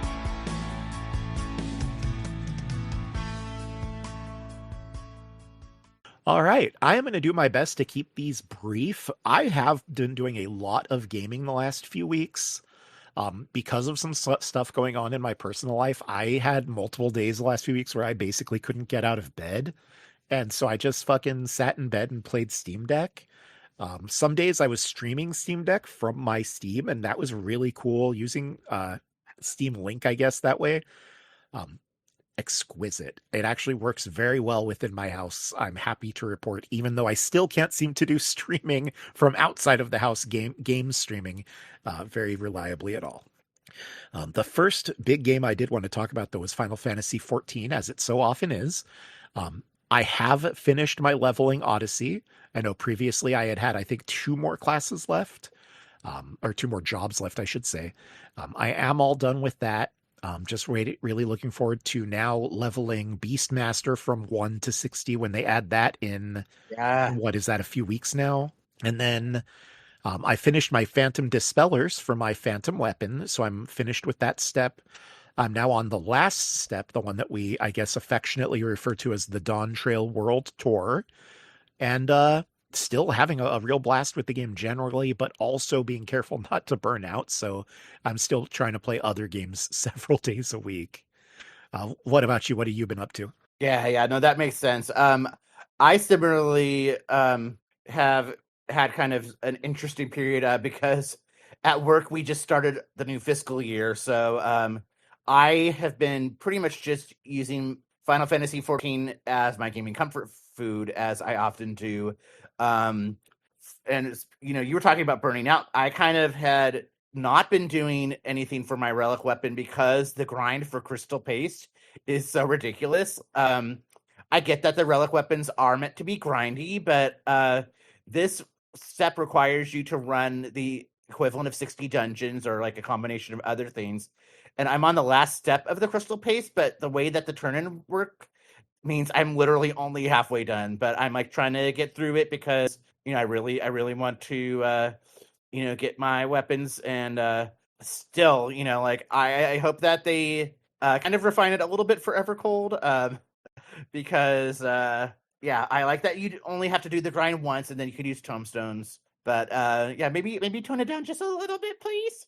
I've been playing Dragoon a lot. I think I'm settling on that as my first job to take through the MSQ in Evercold. I made a really cool Viking-inspired glamour. It's actually warrior pieces. I like that it's not, glamour's not tied to job restrictions anymore. It's funny because Dragoon was literally one of my least geared jobs, but then I did a couple Arcadian raids and got like all of the tokens. So I was like, thank you. But I also don't have the relic weapon for Dragoon. So I'm trying to catch up on that so that I can get that for the final steps. I've been playing my Rogan and alt, kind of as my new game plus experience. I've been doing that. He finished Heaven's War, which honestly is still one of the most goated expansions, as the kids say. Um, and I'm working through Stormblood, which is not everyone's favorite, but I still enjoyed it at the time and am enjoying it now. I just got to Yangxia, which is I love anything in the Far East in Final Fantasy 14, so love that. In the level 60 range is great because especially Warrior, which is one of my main jobs on that alt, it really starts to sing with all those self heals. So I definitely feel what you were saying about that. I've been doing a little bit of RP, which is interesting. Different experience from TTRPGs, but a lot of fun. And then the summer event Moonfire Fair is here, which is not to be confused with the Dark Moon Fair from WoW. And Moonfire was the balanced druid spell with the Moonkins. The party boat is back, and you get a Moogle floaty. It's literally the best. Otherwise, yeah, I got the gay unicorn mount, as I mentioned earlier, and I am also looking forward to Japanese Fan Fest. Personal request for you: let's run that new deep dungeon, which is not so new anymore. I've been. Yeah, it's fun. Oh, you've done it without me. Okay. Girl, I don't even mean this in a rude way. You've brought it up a bunch of times, but I ran it like the day it came out. So I'm talking about the deep dungeon and not the variant dungeon. Are you talking about the deep dungeon, like Palace of the Dead, the Pilgrim's Traverse? Yes, I am talking about Pilgrim's Traverse. I've only done the first 20 floors, but I've done the first 20 floors of Pilgrim's Traverse. Well, let's do it. Anyways, back to you. You're funny. You're Let's see, funny. I also played Disgaea 7. This was the thing for me is that Disgaea is my gaming comfort food most easily. I can just load up an old save and just drop into a map and just start randomly grinding and let that be what my hands and brain are actively focused on for a little bit. So that's what I was doing when I was kind of having some mental health access issues, some mental health medication access issues, I should say. So that type of gaming, Disgaea on my Steam Deck in particular, was actually like exactly what I needed. Good. I did end up like I'm not really playing this game for like the story mode or whatever, but like I ended up grinding multiple, probably I want to say probably 10 units. I grinded up about 1,500 levels. And so I was able Wow. to do some other harder challenges that I hadn't been able to do in this game on my save previously. So, it was very ultimately rewarding, even if from the outside it probably looked like I was doing the most brain numbing repetitive input shit you would ever seen. Hey, that's sometimes what you need. Exactly. What about you? What else have you been playing? Well, I just have to say I'm surprised that you haven't been playing New Super Luigi U. Eh? Why? I just think that we could use another year of Luigi. But I am just going to talk really quickly about Mother 2 on obviously that's on the Nintendo Switch Online, and obviously I'm talking about Earthbound. We had talked about a belated Mother's Day episode being on the docket, but this year's been a doozy. I haven't gotten too far in the game because only having Ness in your party to start out actually is quite difficult for me, at least, but I really am into the vibe. It's very Dragon Quest meets Spielberg film. It gives me a lot of context just how influential it was for Toby Fox. And I kind of want to pick up Deltarune now, but I also might just wait until all the chapters are out. But also the fact that Undertale and Deltarune have just been a huge sensation, and that Nintendo is doing nothing with Mother is like wild to me. Like, I get that Itoi sense that there won't be a Mother 4, but like maybe finally localize Mother 3, or I would personally love to see a remake of Mother 2 with that art style from the official player's guide, like very Link's Awakening. I would be really into that. I think that making it a little more appealing to modern sensibilities, but keeping all of the charm and weirdness, I think it would really do well. Yeah, I mean, I am inclined to agree, but like there's a lot of, like you said, there's a lot of red tape. Yeah. What about All you? right. Ah! I played Spider-Man on PC. Um, I had kind of bounced off this game when I played it on PS4 years and years ago. And so I it kind of sucks because ultimately the section that I bounced out of previously in the past, if I had stuck it out, I think I actually would have had a really good time with the game. I'm glad Oh, I got darn. through it. I'm glad I got through it this time though. It definitely looked nicer on my PC than it looked on PS4, so that was Oh, nice. I forgot that was a Um, PS4 game. That's wild. well, I mean, there was a PS5 port, right, or remaster Yeah. or whatever, but um, I just had a real blast. This game has been spoken of so highly by others that I don't necessarily need to say too much, but I think it's just an excellent, almost like Spider-Man simulator. Um, I'm right now doing the DLC. I did literally 100% of the content from the main game, and I've 100%ed their like 3 DLC episodes, and I've made 100%ed the first 2. So I'm just on the last one now, and then I can move on to the Miles Morales game, which I'm really looking forward Nice. to. Nice. Yeah, Um, I've really been enjoying seeing you send pictures of your Peter and his boxers. because I really have been using that suit ever since I unlocked it. Anyway, what have you else been playing? So mine really ties into your last one because I've only played it a tiny bit, and I say only played it a tiny bit. I did the beta weekend that you referred to of Marvel Tokon on Steam, and I gave it a try because it was the free beta weekend, right? Visually a stunning game. Like honestly, Arc System Works was the perfect fit for a superhero based fighting game. For me personally, this is no judgment on the game. It's almost too visually overwhelming. Like with all the characters moving fast around the screen and like a lot of all the verticality and like boom and they're crashing into stuff. Like for me, it was a little disorienting. I guess despite the fact that we'd already seen some visuals, I was expecting more of a Marvel versus Capcom vibe, and it's very like much more than that. So I'll probably pick it up on an eventual Steam sale, even if just to play the Kieran Gillen story mode, because I did check out a little bit of that chapter in the demo, and it was delightful. Oh yeah. I mean, the so I've been playing the full game, right? And it really is so incredible. Just like the whole presentation and, the episodes, they're written by Gillen, and then each episode, so that's like that team's adventure, and it happens across like multiple episodes. And it's like not only are they all written by Gillen, but each one is like drawn by a different comic artist, and each story artist is just or each storyline is just drawn by that artist. And so it really does create the sense Oh, of like, cool. oh, I'm reading along and playing along with like all of the books in a comic book crossover. It's just a really, really cool presentation. I'm really, really in love with how the game presents itself. The episodes sort of play as like a very soft tutorial mode, but I was delighted to see that there actually are extensive training modes in the game. A lot of functions really to make sure that you know how to do combos, that you know how to do your special attacks if you need help with doing that stuff.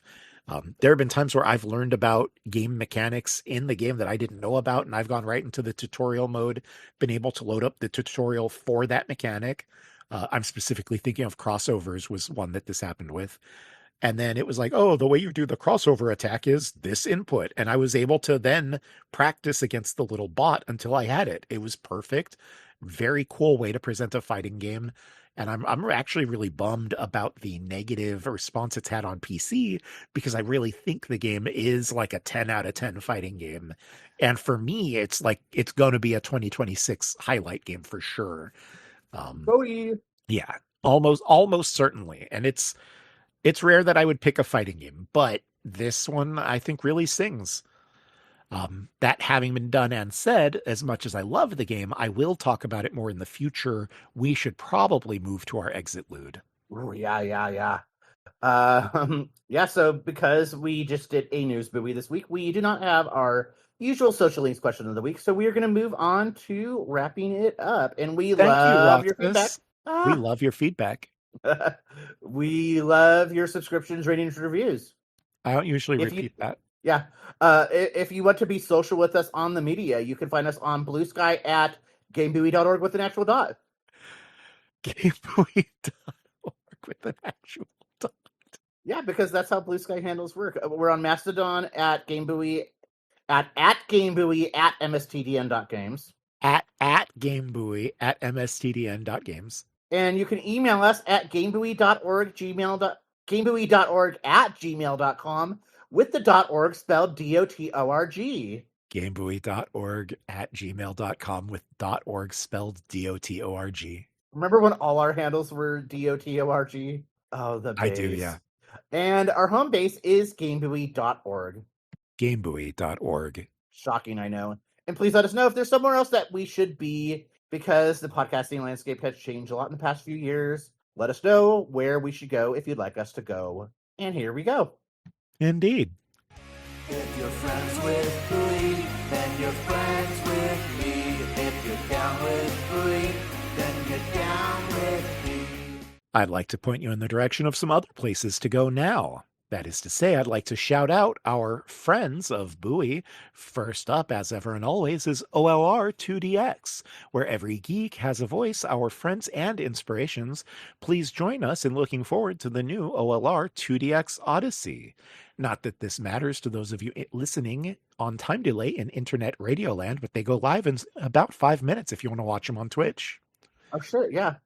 I'd also like to point you in the direction of Aftermath. In their own words, Aftermath is an independent, worker-owned website about video games, other media, and internet culture. In my words, they're the audience-supported, hint, hint, site that many of our faves have landed at. We cite them all the damn time, and we strongly encourage you to check them out, as well as support them if you like what they do. I'd also like you to check out The Game Mechanics, where they kick the tires and run diagnostics on tabletop experiences. Hosts Logan Jenkins and friend of the show Greg Leatherman have been playing games for decades and have designed and released several games themselves. Please check it out. You should also check out Walloping Web Snappers, a Spider-Man podcast. Derek and Doug dive into every Spider-Man cartoon ever made, from the swingin' 60s through the rockin' 90s to Spectacular Ultimate and beyond. And last but only least in length is Neo Geo Go. Aaron and Andre take on the Neo Geo library chronologically and quickly.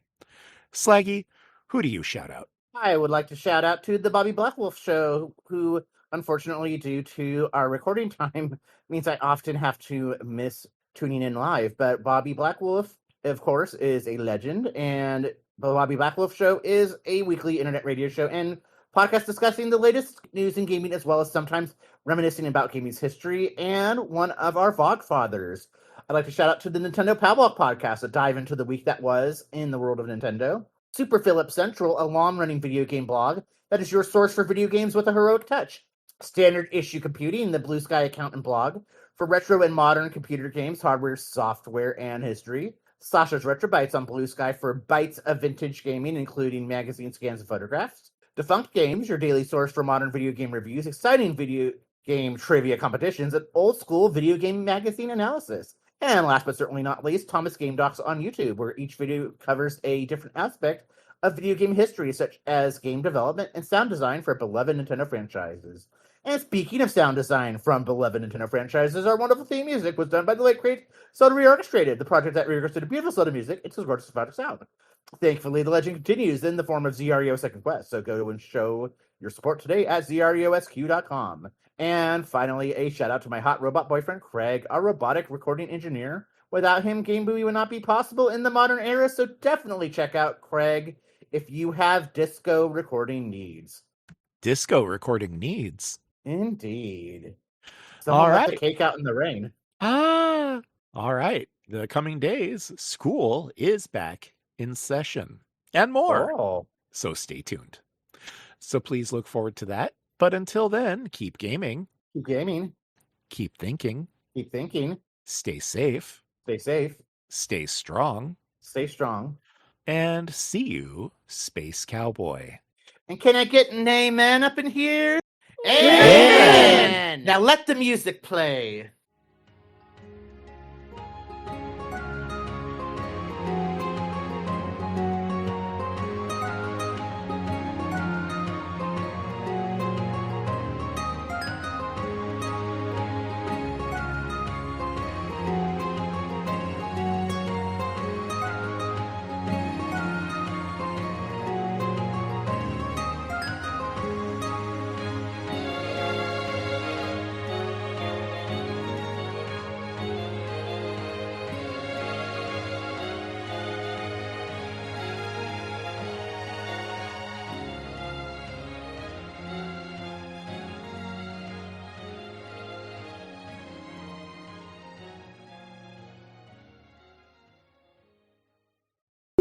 Now recording. Oh, Daddy, you're so good to me. Yeah, there hadn't been any any judgment. Keep calm and buoy on. God, I can't think of the diversity. Never mind. Yeah, we're not allowed to use that word anymore. Diversity is a dirty word. I was adding one last little thing to my notes, and I was like, oh, why can't I remember this word that means like a variety of things so that not everything's the same? Oh, yeah. Diversity. That's funny. It is a dirty word anymore, which sucks. Man, woke 1 was wild. Watch out for woke 2. Electric Electric Boogaloo. woke glue. Well, there we go. That's the groove we need. Isn't that a groove? Also, it probably goes without saying that although the title of the missing link opening leak article is like, oh, allegedly the first half leaked, like obviously we're going to talk about the whole fucking thing, and it is very clearly a real thing. Mm. Did you see Gamer's Joint or whatever? He did a video about the like an analysis of the leaked opening, and the thing that really sold it for me that this is definitely a real thing is that the doors in the hallway all have the quadratum language on them, and that is simply not something that, first off, AI is not going to be able to do that full tilt. And then to hand make that and like accurately have the doors reflect consistently the quadratum language so far, it just seems unlikely. Well, yeah, I mean, especially with how much quadratum language was featured in the Mickey books. Well, exactly. Like Well, it's clear I guess that that's not quadratum. That's Scala. well, it is, Skylum. but it's the same language though. I mean, it is the same language. Okay, yeah.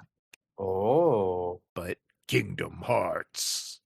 But the point is, for me, there are just too many details of that missing link opening. It is definitely a real thing. There is zero doubt in my mind at this point. So that having been said, even if the things in the trailer are no longer in any game, I think they're probably still relevant as far as what's going on in the current moment of Kingdom Hearts. So, oh yeah. Anyway, I'll probably more or less say all that on air, but I just wanted to prepare you for it and why it's here, because it's actually a pretty big talking point. I'm shocked we didn't get anything update about Missing Link throughout the D23 event. That was the one thing I was expecting, was either an announcement. I mean, I say that maybe the anime is that announcement and we just don't know it yet. Oh, I didn't even think about that. The anime could be how they're going to tell the story. Well, right, because what we know is that he has the Keyblade of a Scala student, and he has an outfit that is identical to the outfit of a character from Dark Road, but the coloring is different. So it could either be the same character, but just with, different coloring, or it could be someone from that same tribe. The reason it could easily connect to Missing Link is that our player character, for example, in Missing Link was someone who washed ashore mysteriously, because in the current era of Missing Link that was going to be playable, things from across time and space are mysteriously washing up ashore and it starts causing problems. So having the anime character wake up on the shore at Missing Link would actually fit perfectly, and I think be a pretty neat way to still tell that story, Yeah, and I wonder if this is how we're going to get Union Cross and Chain Key, Dark Road, all of that. I guess think we already had answer... back cover Key, but for Dark Road. No, well, and so I think Union Cross actually does need more. So you're right there. And I think it will be Dark Road. I genuinely think they're going to do all of the above. I think this is sort of a panacea for all of the, oh, what about the mobile games? Why do they have so much lore? Well, now it's going to be the lore of the mobile games and or the anime, I think. Yeah. Shit, that was a fucking episode worthy exchange. 5 seasons in a movie. Ah! All right, well, all of this done and said, it's clear we have good energy for a discussion, so I think we should just tear in. That was basically a warm-up. Yep. That was sound check.